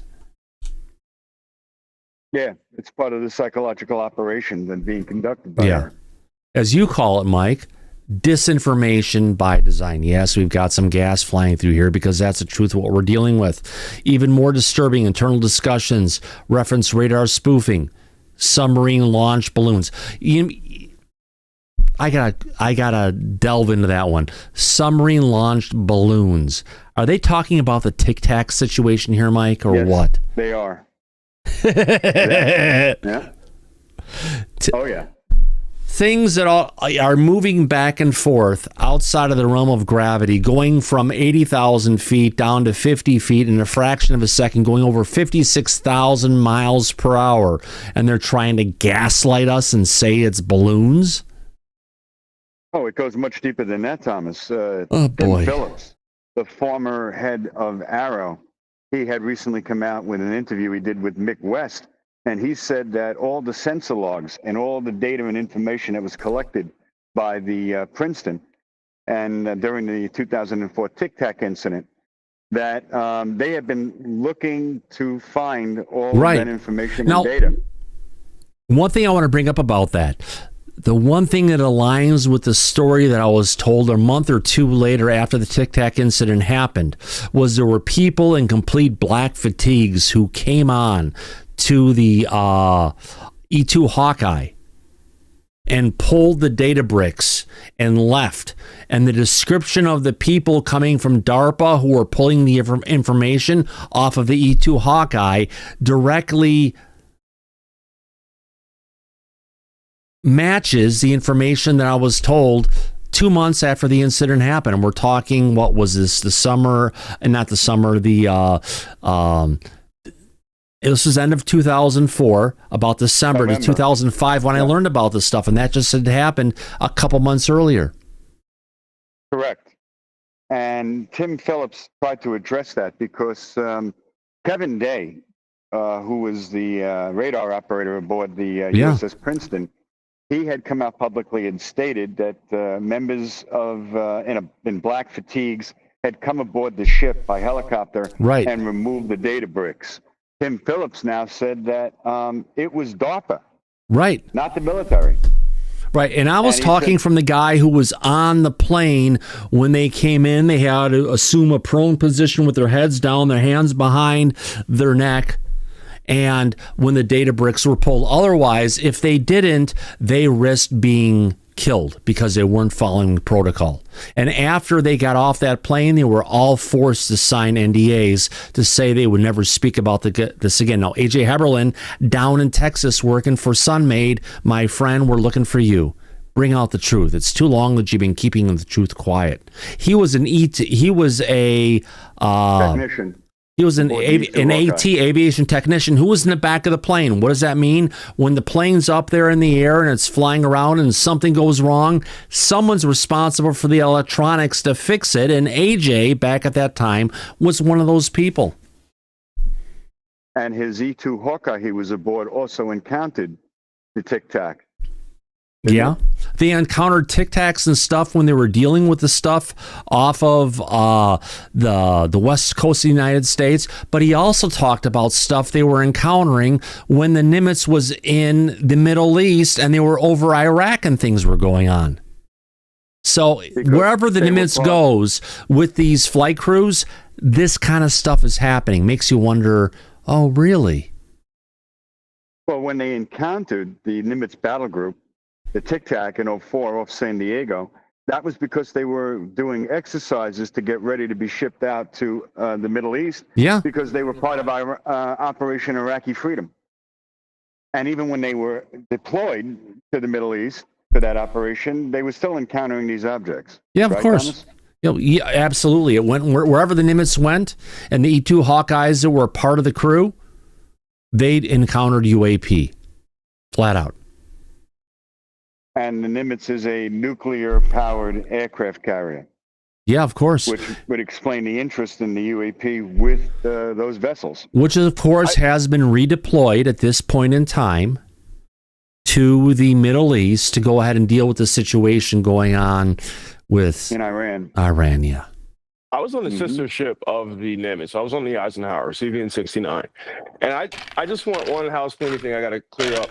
If somebody hurt a sailor on board one of our ships, there's 5,000 of us. And in the air wing, they're not always on board. It doesn't matter if they're in the air wing or not. If you hurt somebody on board our ship, we don't give a fuck who you are. You're not making it off the ship. You're just not. So I believe everything AJ's saying, except for the fact that they were going to kill him. No way. Not on board the ship. Well, how are they going to get off? Well, here's the thing. They had their own helicopter, which means they had their own transport. They weren't requiring the military to assist them in transporting them off the ship. And the other thing is that was recently addressed by Tim Phillips is that they were also then looking for the ship's deck logs, which I'm sure you're familiar with. Yes. And they keep a record of any activity on and off the ship. He said that they were unable to locate the logs. They're missing. No, he chalked it up to 100% incompetence. I 100% agree with that. My only issue is that if you hurt a sailor on board a ship, even if you have your own helicopter, you're not running off that carrier. We have our own helicopters. We have our own aircraft. You're not landing without our permission, and you're not taking off, especially if you hurt one of our sailors. That's just not happening. Well, nobody was hurt or killed, but they were threatened at gunpoint was the claim. I wish I was on that Hawkeye. Yeah, but it wasn't just the Hawkeye, it was the Princeton. They took the data bricks. Well, they saw it, but it was the Hawkeye that went up there first that actually had the initial encounter with the Tic Tacs before the F-16s were brought up. The F-18 Super F-18s, yeah. The fighter jets. Commander David Traver. Those are the ones. Yeah. But yeah, all of those records, all of the sensor data, all of the deck logs, everything is missing. And Tim Phillips attributes it to incompetence. I don't think that's an accurate assessment, and I'm not entirely sure that the claim that DARPA was involved at this time is accurate either. But those are the claims that are being made now about that incident from back then. Yeah. It's all interesting, and it all could fall into the same wheelhouse as Susan Gough's psychological operations that are being conducted then and now. And we know what role she plays with Arrow. I agree with you 100% there, Mike. I do. I do agree with you when it's not incompetence. 2004, we were heavy into the war. So we were not incompetent in 2004. We were fighting for our lives. Oh, absolutely. The military readiness is something that's without question, in my opinion. But these are the claims that are being made by our representatives in government now. And I think it's all horseshit. But this is what they're putting out there. Mike, from a law enforcement perspective, do you think that down the road Gough is going to be in legal trouble for obfuscating, for lying to the global public, for potentially sending the goon squad to go get these tapes? Because none of this seems right? It isn't right morally, but legally is a different situation altogether. From a law enforcement perspective, if you're going to make a prosecutable claim of crimes being committed, you need evidence first and foremost to be able to prosecute. And the evidence is just not there. No one's going to testify. There's nothing to corroborate it. So no, I don't believe any charges will be seriously launched against her because it's all covered up under national security. Good luck with that. That's why Thomas points out that after the passing of the National Security Act in 1947, we went from being the United States of America to the National Security States of America. And that hasn't changed since then, from then to now. We're still up against that obstacle. Yeah. Someone would have to legislate it, or like Danny Sheehan had claimed publicly years ago, he said he was going to challenge it in the Supreme Court. And he hasn't, has he? He hasn't done anything since, we had a round table with Lou Elizondo, Danny Sheehan, and, oh, Jesus Christ, my mind just blanked on me. Yeah, back in the day. And we talked about all the situation that was going on, and Danny basically unlaid his whole plan at that time to go ahead and bring out the truth about UFOs and talking about how we had actually turned into the United Security State of America of what had happened when right after Roswell. But that whole thing that he turned into, Mike, was just turned out to be complete talk. It was with Sean Cahill as well. It was Danny Sheehan, Sean Cahill, and Lou Elizondo on that round table. Right. And never moved forward on that, even though I think he had legitimate claims about challenging the constitutionality of the National Security Act. And him being a constitutional lawyer for 50 years, he was involved in landmark cases against the government going all the way back to the Vietnam War. With the Pentagon Papers, that he won that legal battle against them trying to suppress that information from being published in the New York Times. He won.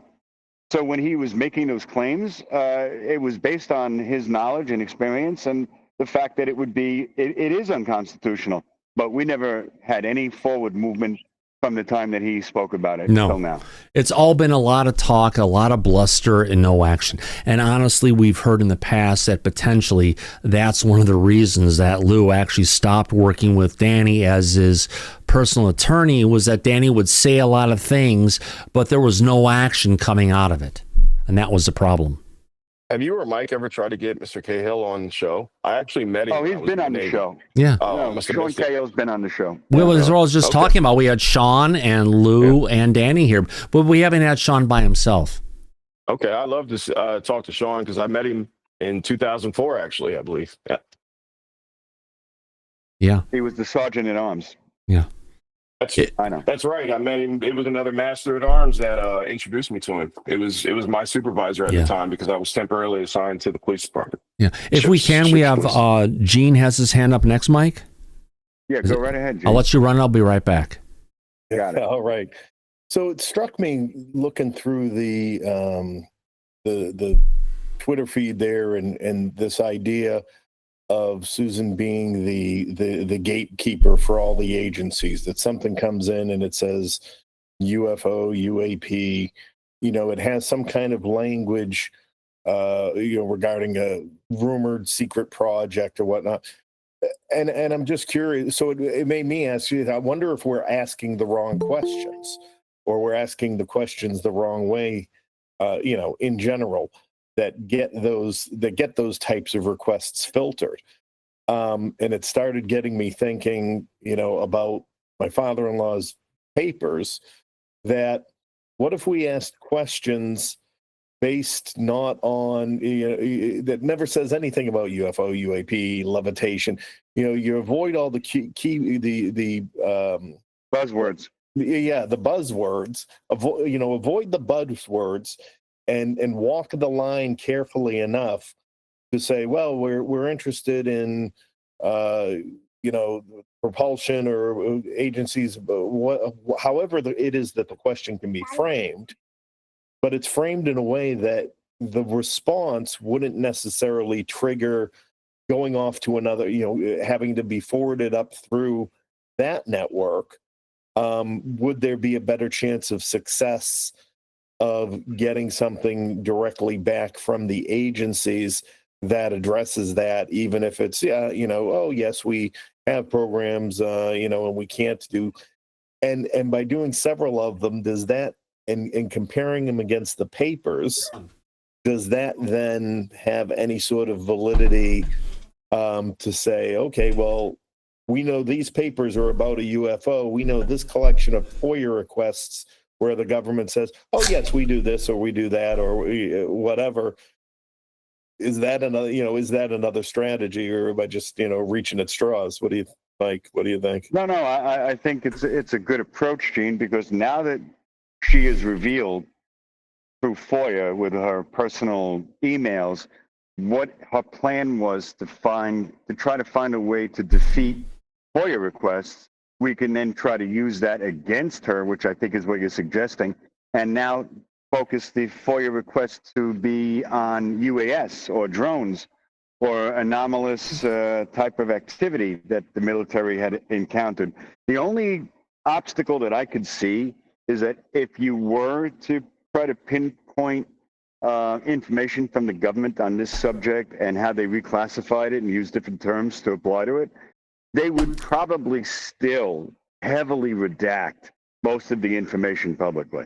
And that's one obstacle that we haven't been able to overcome yet with FOIA requests. They would rename it. I agree. They would just rename it. They would just rename it. And then when you go to look for it again, you don't know the name. Well, and that's why I'm saying, to use what we have to our advantage and really just be asking more science-related questions. Again, strip it down to a point that it's still unique to what we're looking at, but still generic enough that it might, and even if it does come back redacted, then if there's 400, redacted pages about, layouts of solenoids, does that tell us anything?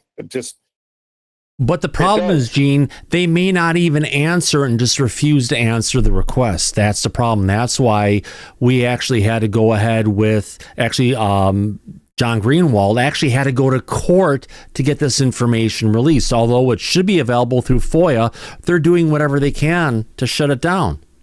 It took him over 5 years to get this publicly released. Yeah. But again, that was because you had somebody like her as a gatekeeper, because whatever agency it went to, that person might have identified it and said, oh, this is a Susan issue. Let me push it off here.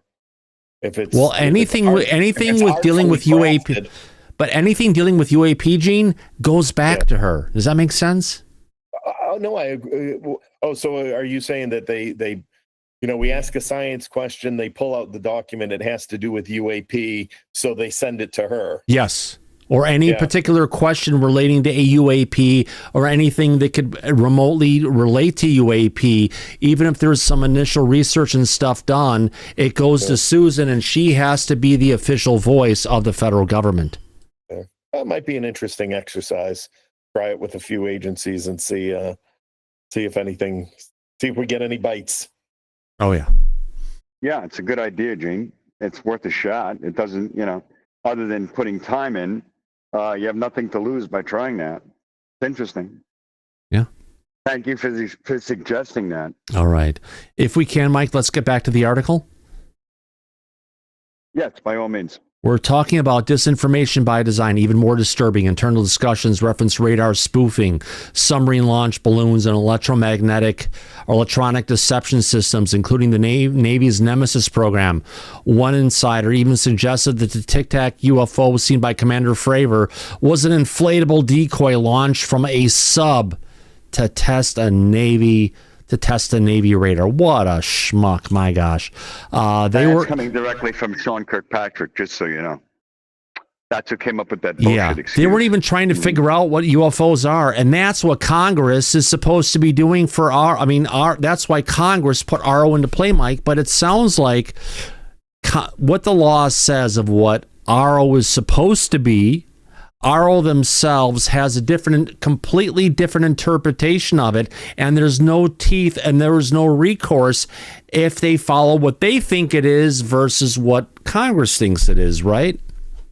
That's correct, because Arrow has a mission statement when they were formed of what they're supposed to actually do. But if you remember, and we covered this during the live hearing, when Kirkpatrick was testifying before Senator Kirsten Gillibrand, he explained to her that the way he sees it is that Arrow is supposed to be a middleman for different agencies in the government that are fielding these complaints. And all he's supposed to do is create protocols, how these other agencies are then supposed to handle these issues that come up. And that's all that Arrow was under his rule, all they were going to do. And it seems that with what Tim Phillips has recently come out and been saying, Arrow is still following his doctrine on how they are not looking to investigate this. They are looking to send it back, passing the buck to the agency that it originated from without doing any due diligence and coming up with any answers. Or whatever information they come out with, it's all prosaic or some horse shit about balloons. Mike, if I could bring this in, the problem is in Kirkpatrick or Phillips or Kozlowski. The issue is the leadership that's over those individuals that's telling that director what the hell they're supposed to be saying, what they're not supposed to be saying, what is the SOP, the standard operating procedure, and you better fucking follow it. Right? Oh, they'll be held to pay. Exactly. Right. So the thing is, they keep on blaming the head of RO, but it isn't the head of RO. It's the leadership over RO that the director is following. So you and I have made jokes publicly when we covered hearings that took place with Kirkpatrick at the time. And who was sitting right next to him on every one of those hearings? You remember? No, who's sorry? Susan Gough. Yeah. And it looked like she was holding his leash. Remember? Oh, God, yeah. When she was walking along and she's in the meetings, that's where this beautiful face comes from, Mike. This is her sitting next to Kirkpatrick as she's testifying in one of those hearings. Right. And the look she was giving as things were going on, it's like the person who was talking kept on looking back to Susan to make sure that, am I saying the right thing? I don't want to piss her off. My God. She was the gatekeeper. Yeah. She was the one running the show. And she's still the gatekeeper, right? Correct. That was the point of this article. Yeah. Andy, what say you? Yeah, I'm a bit conflicted over what I'm going to say now because it sounds like I'm bigging these people up. Oh, just say it. What the heck? Don't worry about it. Susan Gough, Tim Phillips, Sean Kirkpatrick, they're following orders. We need to. I really think we need to actually not think about these three people. It's who are the people holding their strings. Who are the bingo? Who do they report to? Who's telling them? Right. At any you take any corporation, Andy. You have someone who's a director, who's over a bunch of managers, who's over an area of development. They're following what their AVP, their VP is actually telling them to go ahead and do. So whatever's above them, they're just toting the company line, and that's what's kind of going on. Oh, we lost Mike. Yeah, these people are only following orders. End of the day, we don't really know, and I don't want to big these people up. We don't really know what their own, thoughts are on this subject. We don't know, and I doubt we'll ever know. So Andy and Thomas, who's got more authority? The presidents of the United States, who are only temporary employees, or Susan Gough types? I think, unfortunately, Abe, I think it's not the president. Yeah, well, part of the Abe, really quick, if I could add into this, part of the issue that happened with Kirsten Gillibrand, when we had what was her name? Avril Haines, who was the former director of national intelligence. Lou Elizondo said flat out that it was people, basically, it was the people in the different agencies, and she was saying we needed to shut down all the different overclassification of information. It's preventing people from actually sharing information that's required for the different agencies to know. And that's why the actual director of national intelligence was put in place, is because after 9/11, they realized there was all this information that was coming in, but it was being isolated to the silos of what was going on. And they needed to make sure this was being shared. And Kirsten and Avril Haines saw that this was a problem with the overall intelligence community, and in order to get beyond it, they needed to break down these barriers and allow the sharing to happen. Now, here's what happened. When she said the initial spot she was going to start to go ahead and get this information out was going to be coming from the National Geospatial Intelligence Agency, also known as the NGO. That was a problem. But you know what happened? They shut down. They wouldn't give her the information. Nothing would move forward. And because of it, it was all, and it still is, a clusterfuck, because so many people want to bring the information out, but they can't because leaderships in these different agencies trumps what the elected officials, because again, they view the elected officials as people who are there as temporary employees. And because we're dealing with unelected bureaucrats, they're just not listening.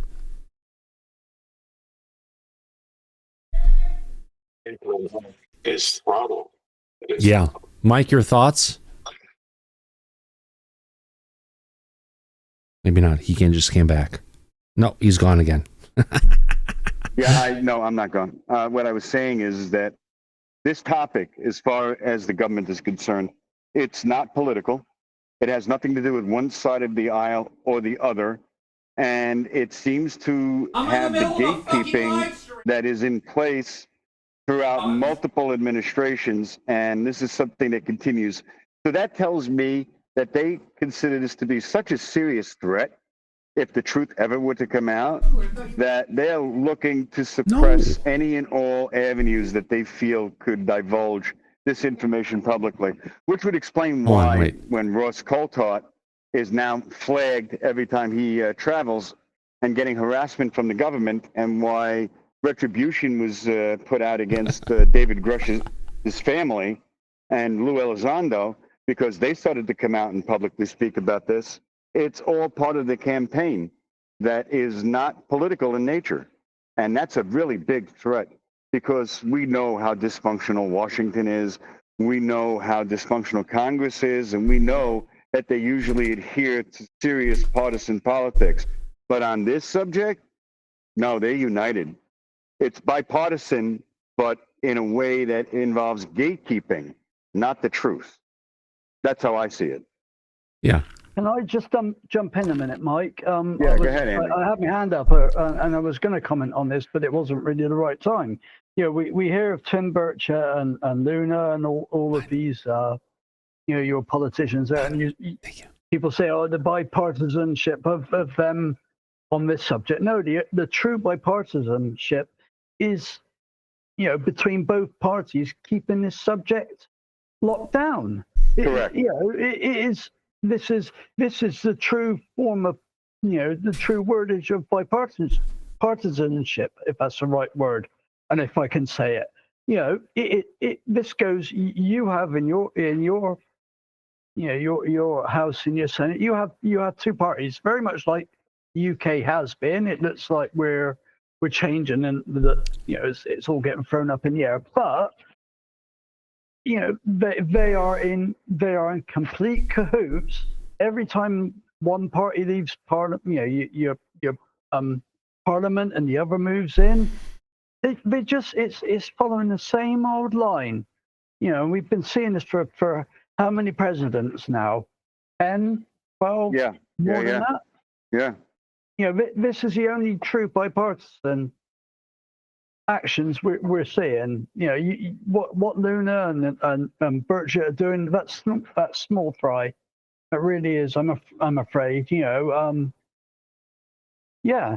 I don't know how we're going to break through it, and how the community, we're so disjointed as a community. You know, I'm kind of feel like we're not really worthy of getting disclosure to a certain extent. Well, not from the government's point of view, and not directly from them. They're never going to make a public statement saying that this is real and that we don't know how to deal with it or handle it, but it's all around us, around the globe. Even though, Thomas, you made a point that the representative of the Space Force had made that statement that they are working with other governments around the world on this topic, remember? Yeah, that's the statement that really sets it, because it didn't go through Susan Gough, didn't go through anyone. It was a press statement coming from one of the generals in the Space Force saying that, yes, it's a problem we're encountering here in the United States, but it's not just here, it's a global problem. We're working with our partners around the world to bring out to figure this out. Right. And I would say, if anything, that is the most definitive statement that we've ever had from any agency in the federal government. Everyone else is trying to deny it and say it's not there, especially ARO. But the Space Force, where Lou worked with David Grush, or they were both there at the same time, let's put it that way, that was brought out, because that's what it is. Right. But that statement was made after the July 26, 2023 testimony of David Grush. Well, of course, yes. Right. But we haven't heard anything since then, have we? Nothing. It's been silent. Right. It got dead. We have the Pentagon saying that it was all a big joke. Right. That it was a hoax. It was a hazing ritual. So good point, Gene. Right. Then what is the Space Force even talking about, Gene? When the Wall Street Journal had put this article out recently, you have to understand that they also said that they were dealing directly with Susan Gough. That was the source within the government that provided that information to them. And the reason that they put this information out is because the next agenda that Susan Gough has is ARO is soon to release part 2 of their historical data report. Oh my God. More of the historical, let's call it historical denial, Mike. Yeah, it's exactly what it is. But she made it clear that everything that the Wall Street Journal article and then the New York Post had backed up, it's all going to be in the official report. So reason they leaked it to mainstream media is they wanted to get the public's initial reaction to them putting this smear campaign out. And that's why they did it. But when they have officially released that report, which they're going to do the end of this year, probably around November, December, yeah, it's going to be in there. So we got an inside scoop on what's actually going to be coming out from the government officially on this topic. So and it's not good. Could somebody have set Susan Gough up for failure No. with the Pentagon statement? No. No. Nope. If anything, they made the statement outside of Susan Gough's purview, and she would have stopped that conversation from anything they said from ever happening. And I guarantee after they made that statement, she freaked out and clamped down on the Space Force so that wouldn't happen again. Interesting. Yeah, her reach is very strong within the Department of Defense. And the DOD is also controlling Space Force. It's one of the agencies, military unit. It's a branch of the military. Yeah. So she has their jurisdiction over them and any public statements. But unfortunately, Mike, it's underfunded. Yes. And will bring us anywhere near what's going on with China right now in space. And everyone says that's the next frontier. If that's the case, why are we decreasing the Space Force budget by 20%, right? When we should be increasing it by 120%. Because they probably are afraid that if there was increased funding to Space Force and they recognized the UAP as a threat, they would probably make public statements about it, and that's not anything that Susan Gough would want. Yeah. And the current administration. So that's where we stand on this subject with the government. But let me play devil's advocate for a second. I can tell you that the information that Gene had brought out recently from his father-in-law working in the Soviet Union, reverse engineering UAP craft, those documents, there's a there. Of course there is. You know, in opposition to the people on X who were saying, oh my God, Gene's just a grifter. No, you know how many hundreds of hours him and other people have put in to bring this information out? Yes, he isn't allowing the direct download of the PDF, but you can go and view all the details on his website. Fuck those people on Twitter, because you know what?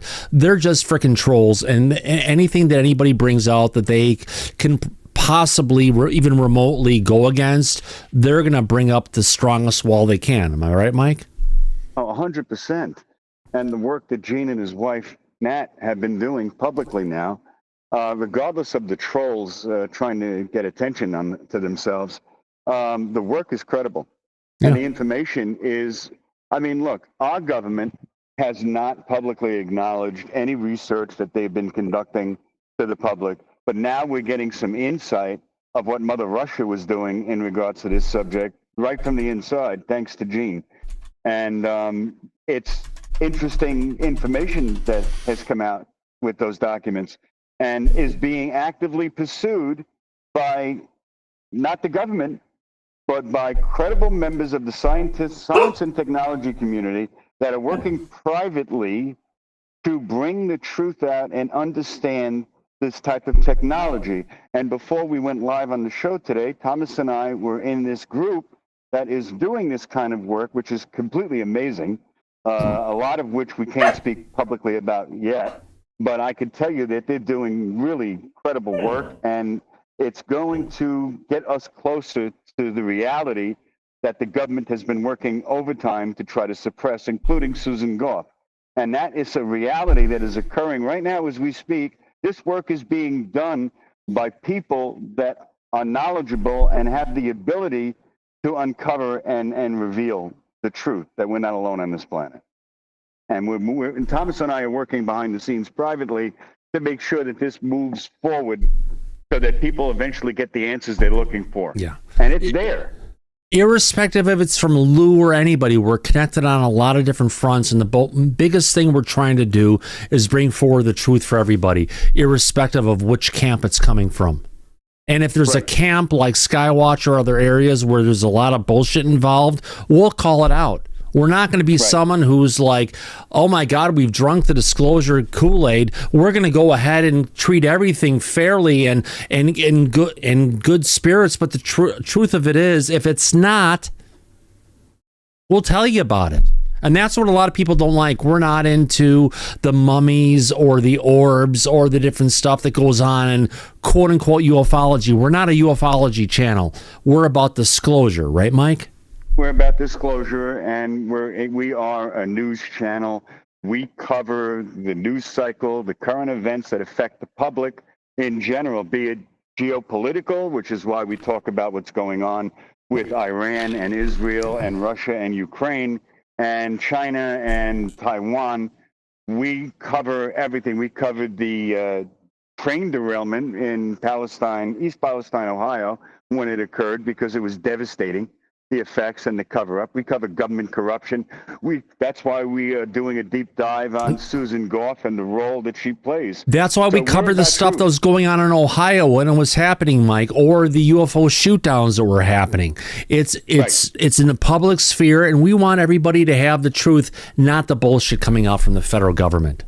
Including the drones, which when that occurred in November and it was going on for over a month, we were here every night covering it for the audience. And I want to thank Mike Morris, who lives on the East Coast in Pennsylvania, who brought it to our attention at the time. And that's why we started covering it on November 18th, going forward. Right.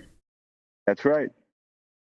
So we are doing our part to make sure that no matter how much the government wants to cover everything up, we're going to get to the truth, and we're going to bring the truth out. So that's why people watch the show and follow us on social media, because we're working relentlessly to make sure that the truth does come out. And we're not going to buy into any of the bullshit. We don't talk about Bigfoot on this channel. We don't cover all the nonsense. If you want to talk about Bigfoot, go hang out with Dave Scott on Spaced Out Radio.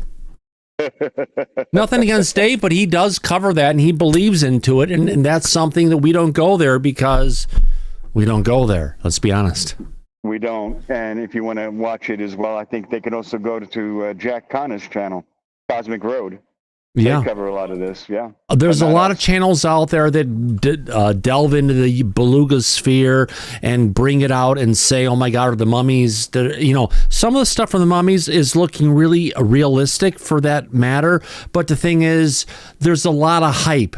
There's a lot of, just hype, whatever you want to call it. Just people trying to take the headlines and sensationalize it and bring it out to get views to people watch it. And there's a lot of people who want to learn about that, but we're trying to talk about disclosure, which is bringing out the truth, not the speculation, not these sarcastic claims that are coming out there that talk about UFOs. And that's what I think a lot of our audience likes us about us. It doesn't matter if you like Lou or don't like Lou, if you like Greer or you don't like Greer. We're in a particular house of information, and the last thing I want to do is see anyone in our audience, Mike, go ahead and get hyped up on empty promises coming from our government that never ever come around, like the legislation from the National Disclosure Authorization Act.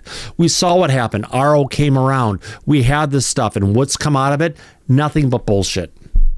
Right. And that's what we're talking about today with Susan Gough, who has a direct hand in this with Arrow. As we've seen publicly, and we've pointed out time and time again.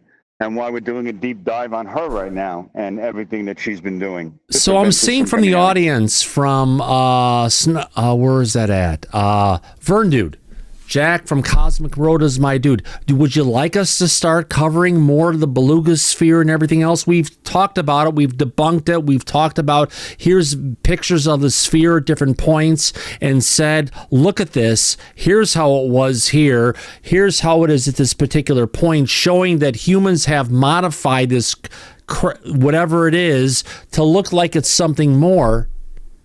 For us on that standpoint, Mike, it's not credible. Right. But it's going on with people, Jaime Maussan and Stephen Greer and all these people. Do you want us to give it more credibility? No, we won't do that. We can't. No, I'm asking the audience what they want.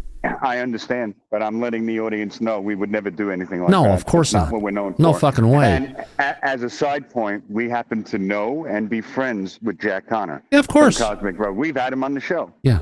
There's a lot of clickbait titles going on from him and other broadcasts that are out there to go ahead and try and bring people in. But we try to avoid that and try to stick to what we're talking about. Right.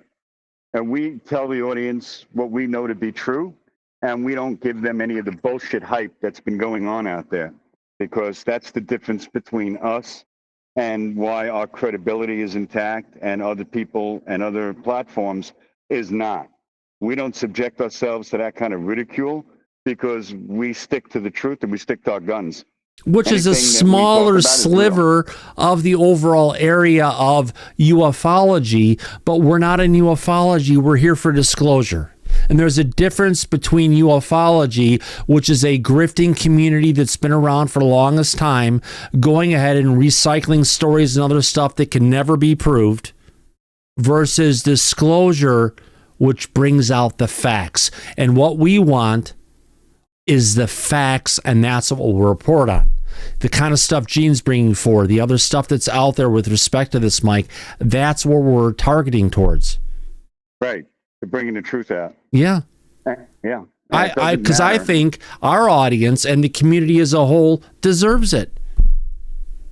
Well, considering the obfuscation that we're talking about and have always talked about coming from the government on this and other subjects, is something that we keep the audience aware of as it's ongoing, and we stick to the facts. And that's why we won't touch the freaking hot freaking mess like MH370 and the people who go along trying to capitalize and monetize based on that. It's just wrong. It is. And we will not cover anything to do with that, because we don't want the audience to go down the wrong path and believe stuff that there's no credibility and no evidence to support any of the claims. And the main reason that I'm here, I'll say it again. I was dragged into this situation when I just turned 5 years old back in 1973 as a kid. And I was pulled up into that fucking craft too many times to count. And I had nightmares and visions and everything else that have gone on from that year after year after year. And it's never let up. They're still here flying in front of my house, even though I've moved from the Midwest and the Chicago suburbs to the to Seattle. They're still freaking watching me. I didn't ask for it. It's something I was brought into, but it's something I want to report on to let everybody else know what the hell's going on. And if there's bullshit, we'll call it out as bullshit. If it's real, like the stuff we heard from the Space Force commander back in the day, that's real. That's a true revelation of what's going on. That involves not just this government, but other governments around the world as well. So we'll report on that because it's accurate. Yeah. And when it's not, we'll call it out and explain to the audience why it isn't. And like we're doing now with Susan Gough's emails. Yeah. And we're not here for the popularity contest. We're here for the fucking truth. That's all it is. Yeah. And people know that. That's why they follow And that's us, why and we've that's told why- people time and time again with all those bullshit that comes up for the particular NDAAs, and everyone gets excited about all the bullshit that they're promising. And I've been telling everybody, don't get your hopes up. It's not that I'm against disclosure. I don't want anybody to go ahead and say who's looking at this to try and get disclosure to move forward to get crushed because of the bullshit of what's being promised from the government and what they don't deliver. And I'll never stop that position, Mike. No, I know that. And it's why we do what we do here on the show. It's also why Thomas and I are very well connected in this community and in the government, in high up circles with a lot of these people. And we have inside information that we cover here on the show that not a lot of other shows have that kind of access or have that kind of ability to bring out to the public. But we do. Yeah. And that's why we do it. Oh, God, yeah. That's why I saw, actually, when I was looking for Twitter this morning, I saw a reaffirmation of what I saw in my remote viewing episode that I had on Monday or Tuesday morning that I went over with Laura last night about something going on. Okay, here's what I saw. I'll share with the audience. Why not? First of all, I had 3 silhouettes of 3 different people, clearly distinguishable. One of them was wearing like a fedora, but a bit tamped down in overall height. The next thing I saw was a semi. You could see the front of the truck, the back of the truck that was going down a road from above. Almost an inverse kind of a view of colors, and everything was more of a black and white. But then I saw that truck stop, and one person almost looked like you saw something running out from it. From there, I then went and saw a bit. If you take the highlights of what I'm showing behind you right here, the overall scene. From there was a big boom, consumed the sky, but it wasn't a boom. It was a boom, pause, and then a boom, boom. 3 things going off in a row. Not that I want this to happen, but it's something that I saw, and I just wanted to get out there with Mike and Laura and everybody else and say, this is what's going on. Hopefully it's not happening. And Laura asked me the question, where did you see this coming from? Was there an idea of where this happened? And I said the United States Southwest, if not going up to the West Coast. And there's been conversations, potentially something going on of an attack from Iran that's come off in the last couple of days ago. Whatever it is, I just still hope it doesn't happen, Mike. No, I agree. But there are claims that in going on out there that I've heard from circles of intelligence from the government that there is an event that could occur here in the United States, and there's no concrete evidence as far as when or if that's going to occur, but it is being talked about. Yeah. So the vision that you had might be tied into that in some way. Yeah. I didn't ask for it, but it's some things that's going on. I just go into more of an open state of meditation versus going in and finding out for information and things that come forward. But it was pretty clear to me of what could potentially happen. I just still hope it doesn't go on. If we could, Andy W. has had his hand up for a while. Andy, go ahead. I've just stuck my hand up. But I just want to sort of, the audience, from a UK perspective, from what you've just said, not to be afraid, don't be worried. No. I come from the UK. We had the fear of terrorist attack for many years when I was growing up. We had the whole of the Iron Curtain. Jean's wife would understand, from her perspective, the amount of times we were taught, that if the nuclear war went off and everything, back in the days, we've had in the UK, we've had the issues with the Irish terrorism issues. Just get on and live your life. If you're going to get caught up in anything, you're going to get caught up. But don't live worrying that it's going to happen, because it might never happen. Just there's always a chance of things happening, but carry on, live your life as it is, and stiff upper lip, as we Brits say. If the stuff hasn't happened yet, Andy, there's still a chance to prevent it from happening. Yeah. I love you Americans, but sometimes you get a little bit overblown and a little bit overexcited over things. Enjoy a cup of tea. Stiff upper lip and a cup of tea is my words of advice to all you Americans. It goes a long way. And what did your Prime Minister Winston Churchill say at one point? Keep calm and carry on. Yeah, keep calm and carry on. You could get hit by a bus tomorrow. We all live every day. Every day you go to bed and every day you wake up, another plus. So don't. I know. Some Americans get all overexcited over things happening, but don't. Just chill out, relax. And take every day as it comes. I do.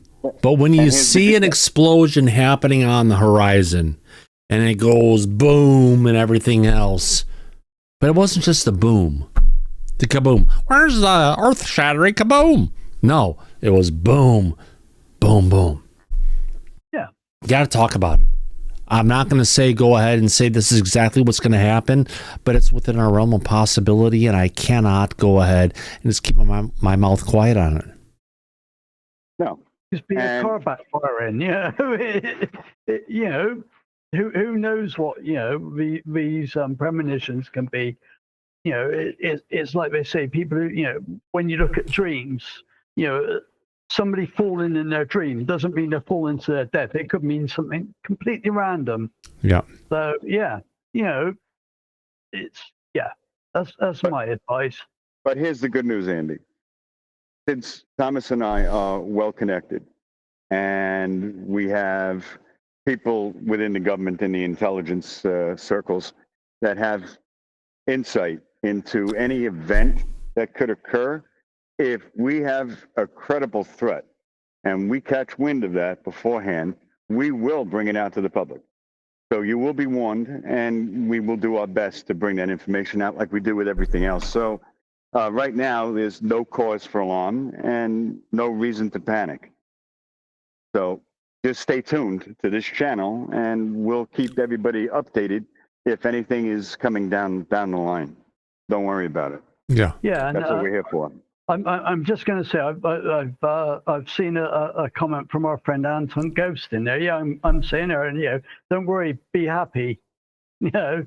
Yeah, there you go. There we go. That's about the best thing I can say, and Anton did it very well. Yeah. Don't let the things that could potentially happen hold you down.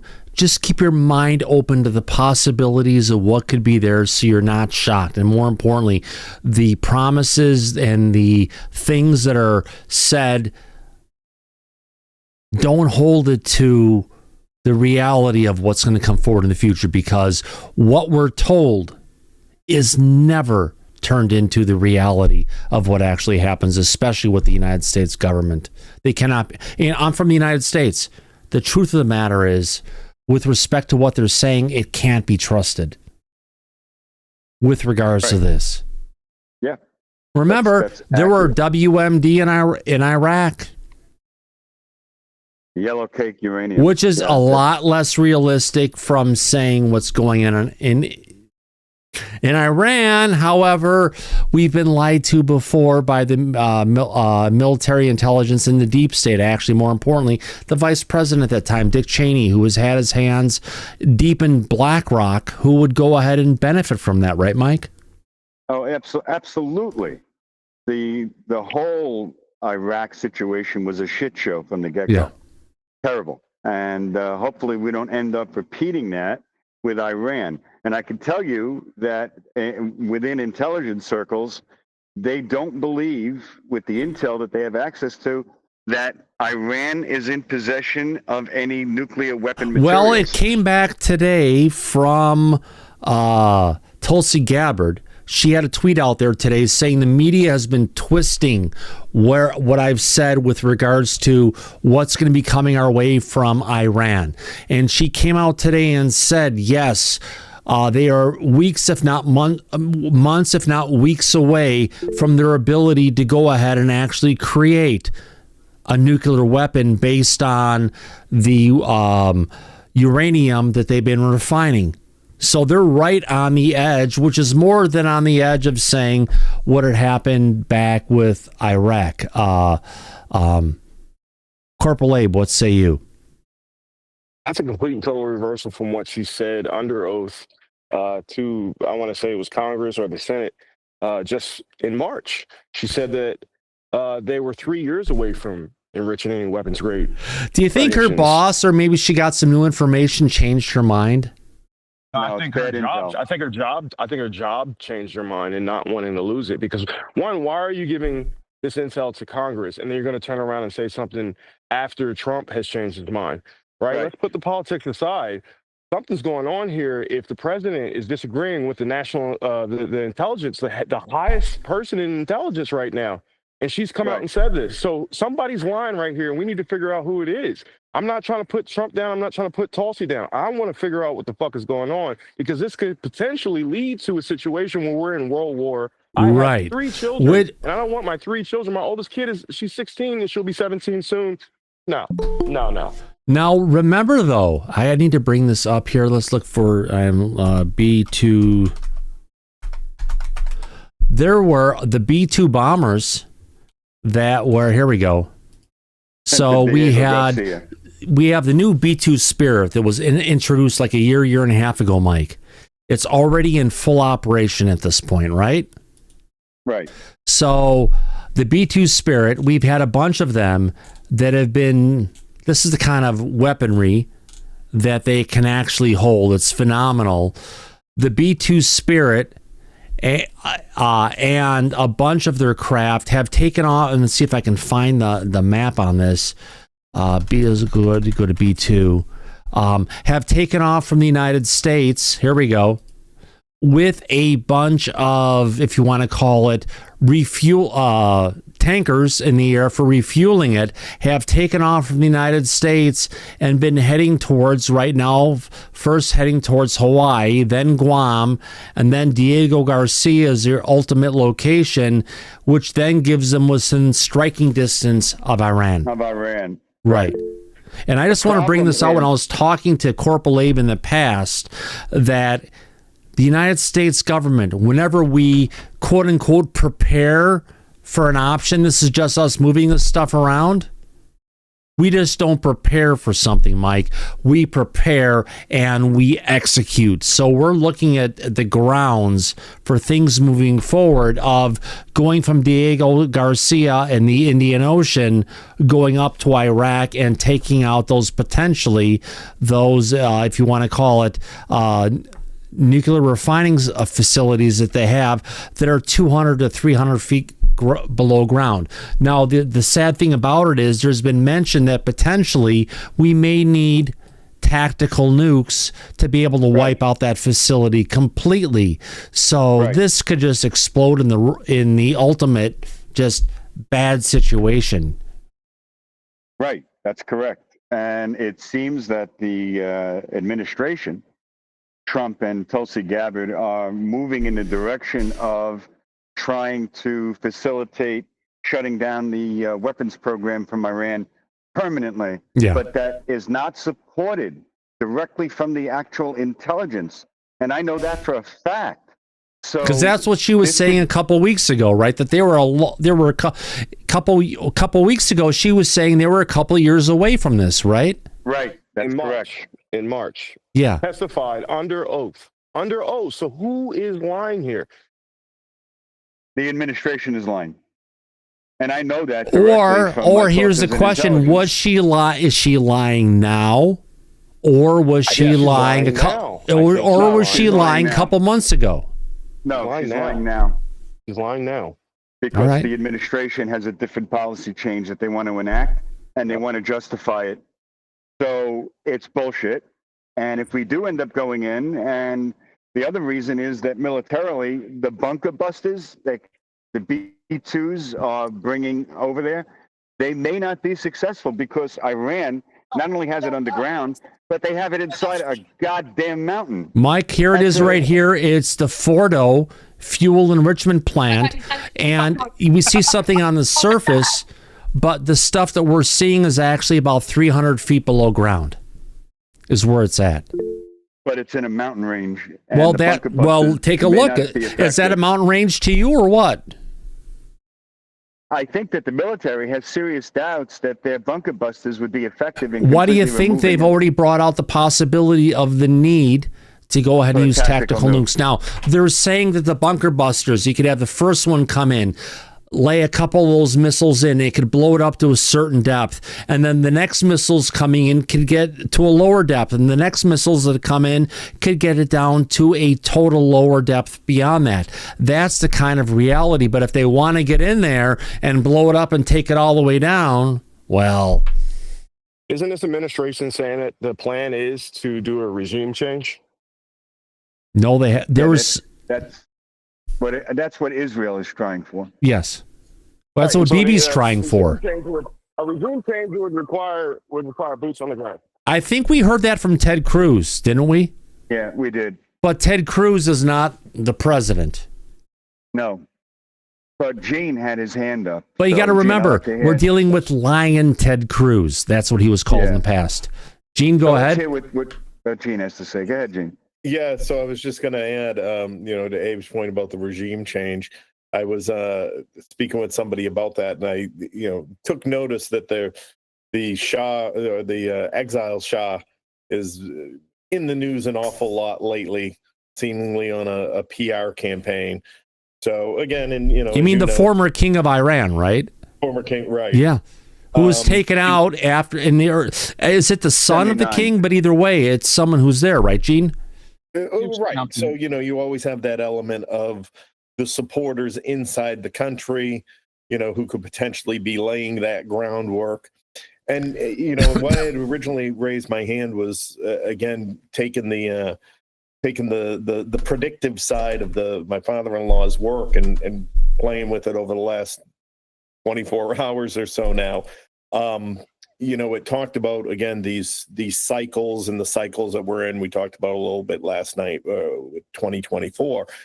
And so I'm running my own exercise sort of try to extrapolate that framework and input the information that we know, the current state of play, let's say, in when it comes to Israel and Iran. And, just purely as an exercise, it talks about between now and the 25th, some of the key triggers. So like a high casualty event or symbolic target hit, policy contradictions, and even time anomalies. Between the 26th and 30th, cyber attack on critical infrastructure. Again, not saying that's against the United States or in the United States. These are these triggers that show the influences that guide what's happening. So it's called the June 26th through 30th is called the bifurcation threshold, where emerging fractures appear within both regimes. Global institutions appear unable to intervene. Then the triggers to watch are this cyber attack on critical infrastructure. And then July 1st through 5th, the precipice of irreversibility, a point reached before collapse or reconfiguration. And that would be when the U.S. decision on strike determines outcomes. And to break that down a little bit more, it's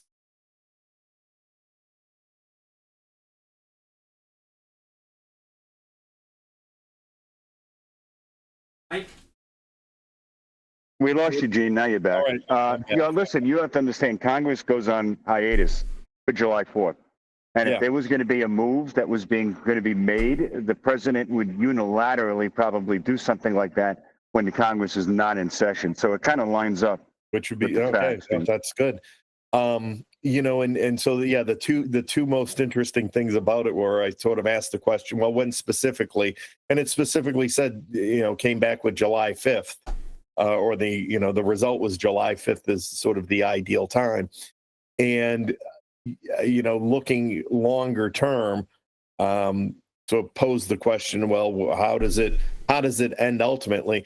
It said ultimately it ends that by 2027, coincidentally, by 2027, neither Israel nor Iran will look or be the same as we understand them today.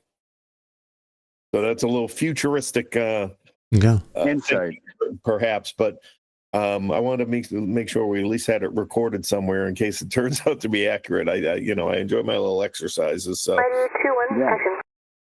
Oh, you never know. But that's good information, Gene. Yeah. But that looks like, and again, from that whole perspective of this, the effect of the universe and all of these collective changes that we're going through in humanity, as we talk about in so many ways. This is a good exercise, I guess, in seeing how much of it seems to align and how accurate the framework might be. That's a good point. And also on July 5th, you have an APEC conference that's coming up with Tim Ventura. That's going to be very interesting. I spoke with Tim today. Thomas and I were in a meeting with him and scientists, and I asked him about your appearance And he's also going to do an interview with you on his channel as well. So Tim will talk to you about that, but the public will be looking forward to seeing you on there. I'm looking forward to it too. Yeah. It'll be a lot of fun, trust me. Ashley, you have been patiently waiting. You're next. Ashes, then Andy, and then we got to pull it to a close because I'm getting in trouble for a late show. Yeah.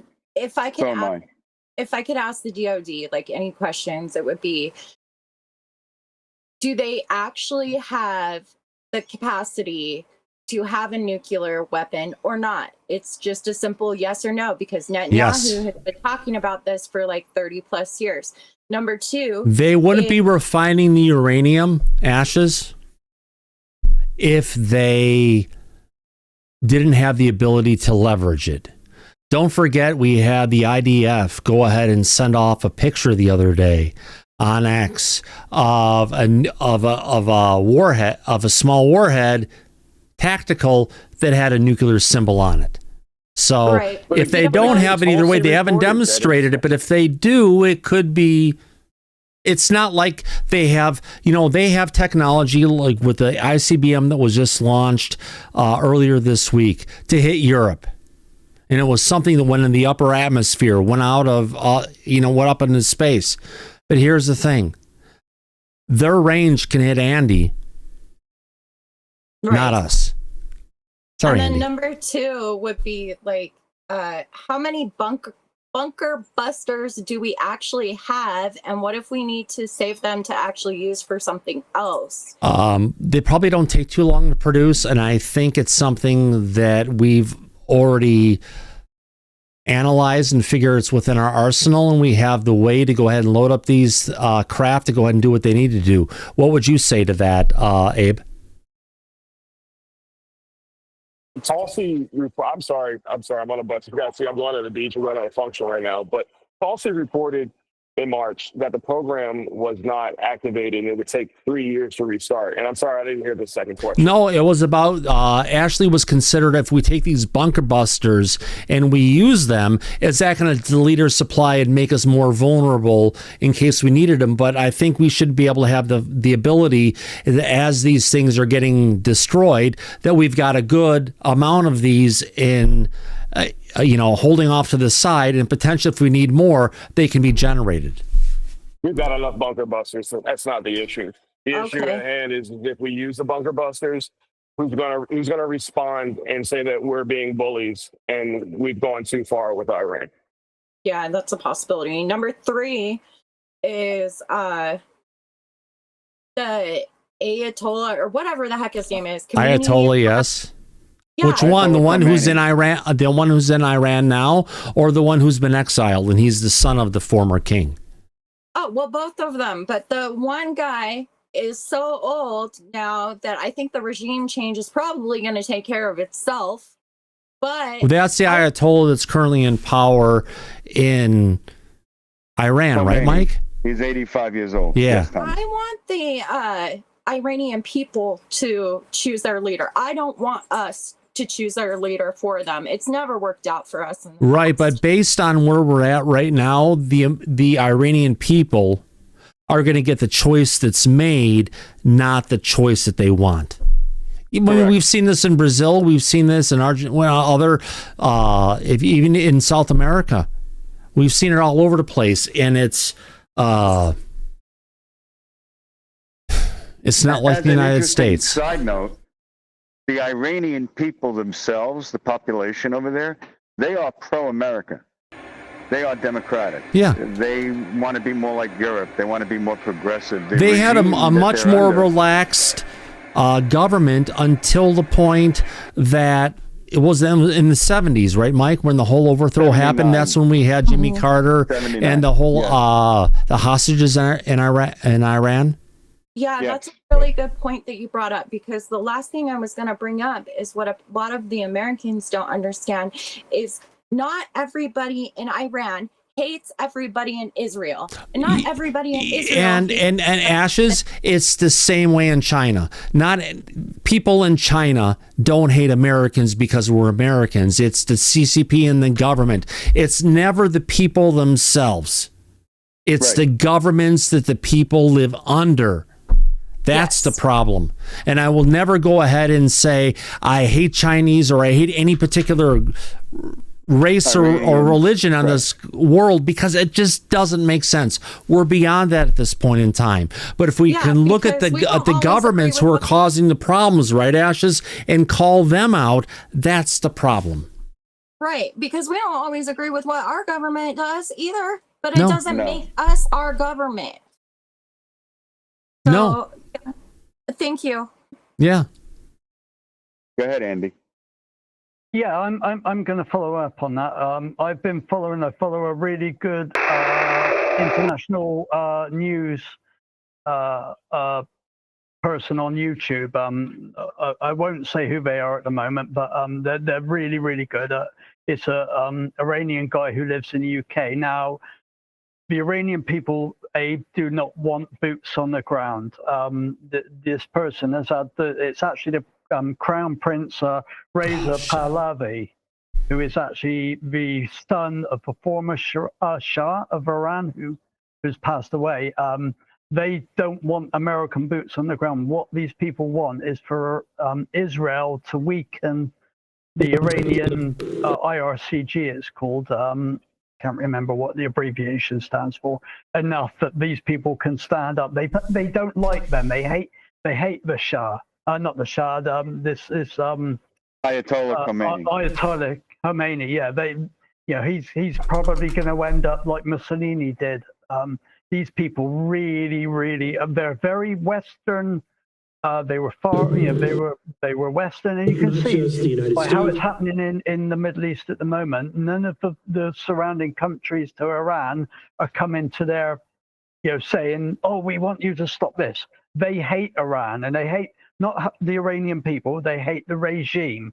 They want it to end. They know it's a pain in the backside. They want these people to go, but it's actually going to be the Iranian people themselves that are going to eventually solve their own issues. They're very Western looking, and the vast majority of them actually they've always historically been pro-Israel, and they've been between the two countries they've been very friendly. It's just the fact that these bunch of idiots have come in and taken over, and their time seems to be on the wane, and hopefully it won't last much longer. So yeah. Excellent points, my friend. Mike, any final comments on that? No, it was Andy's confirming the point that I made already about the actual Iranian people. Yeah. It's not the problem of the people, it's the problem of the governments and what they've instilled on the people, because they have the government that's hard-hitting, plus they have their interpretation of the religion that's hard-hitting, that's completely just changed what Iran was back from what it was in the 70s, unfortunately. Yeah, because they're under Sharia law in Iran under the current administration, and the people suffer as a result of that because it's over 2,000 years old and is not progressive where they acknowledge women. It's not realistic within humanity as we currently stand. Let's just say that. Right. That's true. That's accurate. Now, I do have one more. I do have one last clip I want to play before we unplug tonight. I know we'll get in trouble for this. I found a clip of Representative Burleson's speech at the Beluga Sphere press conference. We have been blocked in Congress from receiving briefings that we need. And Mike, we have been talking about this recently. Who he means is Mike Johnson and who? James Comer, the chair of the House Oversight Committee. Yes, the person who's over the classification of national secrets task force, right? That's right. It's the head of Congress, along with Comer, who's over the Oversight Committee, and those are the ones who are blocking the truth from coming out. That's the reality. We have members of Congress saying we need to bring this truth out, but the reality is it's Congress, the leadership in Congress themselves, who's not bringing it out. So with that note, let me go ahead and play this clip before we pull the plug on the show tonight. Here we go, everybody. I should have played this earlier, but you know what? Better later than ever, because we'll play it again Monday. I'm here because this is Congressman Eric Burleson. To not just the United States, but to the world. And this effort. We've been blocked in Congress. We've been blocked from receiving the briefings that we need. And so I think that it's long overdue. Look, it's not any government's right to protect any knowledge about extraterrestrial or non-human intelligence if it exists. And so we have too many people in reporting things. We have too many videos coming out to ignore it. I think I have a responsibility on oversight to investigate it and do my due diligence, and that's why I'm here. And so thank you for hosting this, and I'm looking forward to seeing further scientific discovery. Any comment about the bullet field? There we go. Not a lot said, Mike, but was it enough? It made very key points about how the government is trying to keep this a secret when, according to Eric Burleson, that's like trying to classify the moon, something that the government didn't create and doesn't have direct control over. That's the same thing by trying to control this topic involving UAPs and NHI that are naturally occurring and outside of the purview and control of this government or any other government on Earth. Yeah. That was the point he was making, which is accurate. Yeah, I would have to agree with you completely on that, Mike. Absolutely. Yeah. As we take a look at Kilauea going off in Hawaii, it's been a phenomenal show with what's been going on and the energy coming from our sun and reacting in what's been happening. Any final thoughts from you, my friend? All I could say is anybody that wants to finish reading the article that is up on X that we were covering tonight, they can go to my account on X, Mike Disclosure, and it'll be there about Susan Gough's emails. It's a long article. But we covered majority of, there was some stuff at the end we haven't hit, but I think the conversation that we had went well beyond that. Yeah, no, we went into a lot of the behind the scenes stuff as well. Yeah. But if anybody in the audience wants to see God, it, yes, absolutely. It's worth checking out. Mike, at Mike Disclosure on Twitter? Yes, on X. Yeah. Blue, what can I say? Yep. But I think we really covered a lot of different points in the conversation tonight, Thomas. Just a titch, you think? Yeah, a little bit. That's why we went overboard on the time. Yeah. But that's good because it was a very interesting conversation. Audience was around. They had a good time. We had a lot of stuff we covered. But on that note, where am I at? Let me go ahead and bring this up. I want to thank our friends. Is there anything that Gene wants to announce before we close out? No, thank you. I appreciate it. Again, everybody's welcome. I'm trying to post more and more on engineeringinfinitybook.com. Like the things I was talking about, just trying to extract it. And again, anybody who's interested in helping out and getting involved, because as this forum is, we're about disclosure too, and I hold true to that belief that this can be a key to helping in that conversation. We just got to find the right way to ask. Oh, God, yeah. Absolutely. Incredible work is being done on those materials, Gene, that you brought out publicly, and we're grateful for that. And I have a feeling that at one point there's going to be answers that are going to be forthcoming. And the biggest thing I can say, Mike, is just patience. It's going to take some time for adoption, but it's persistence that'll get us there. Yeah. And you're going to be appearing on Tim Ventura's APEC conference on July 5th, if anybody wants to tune in and watch. Should be interesting, Gene. And there'll be current topics of what's going on with the work that you and your wife Nat have been doing on this.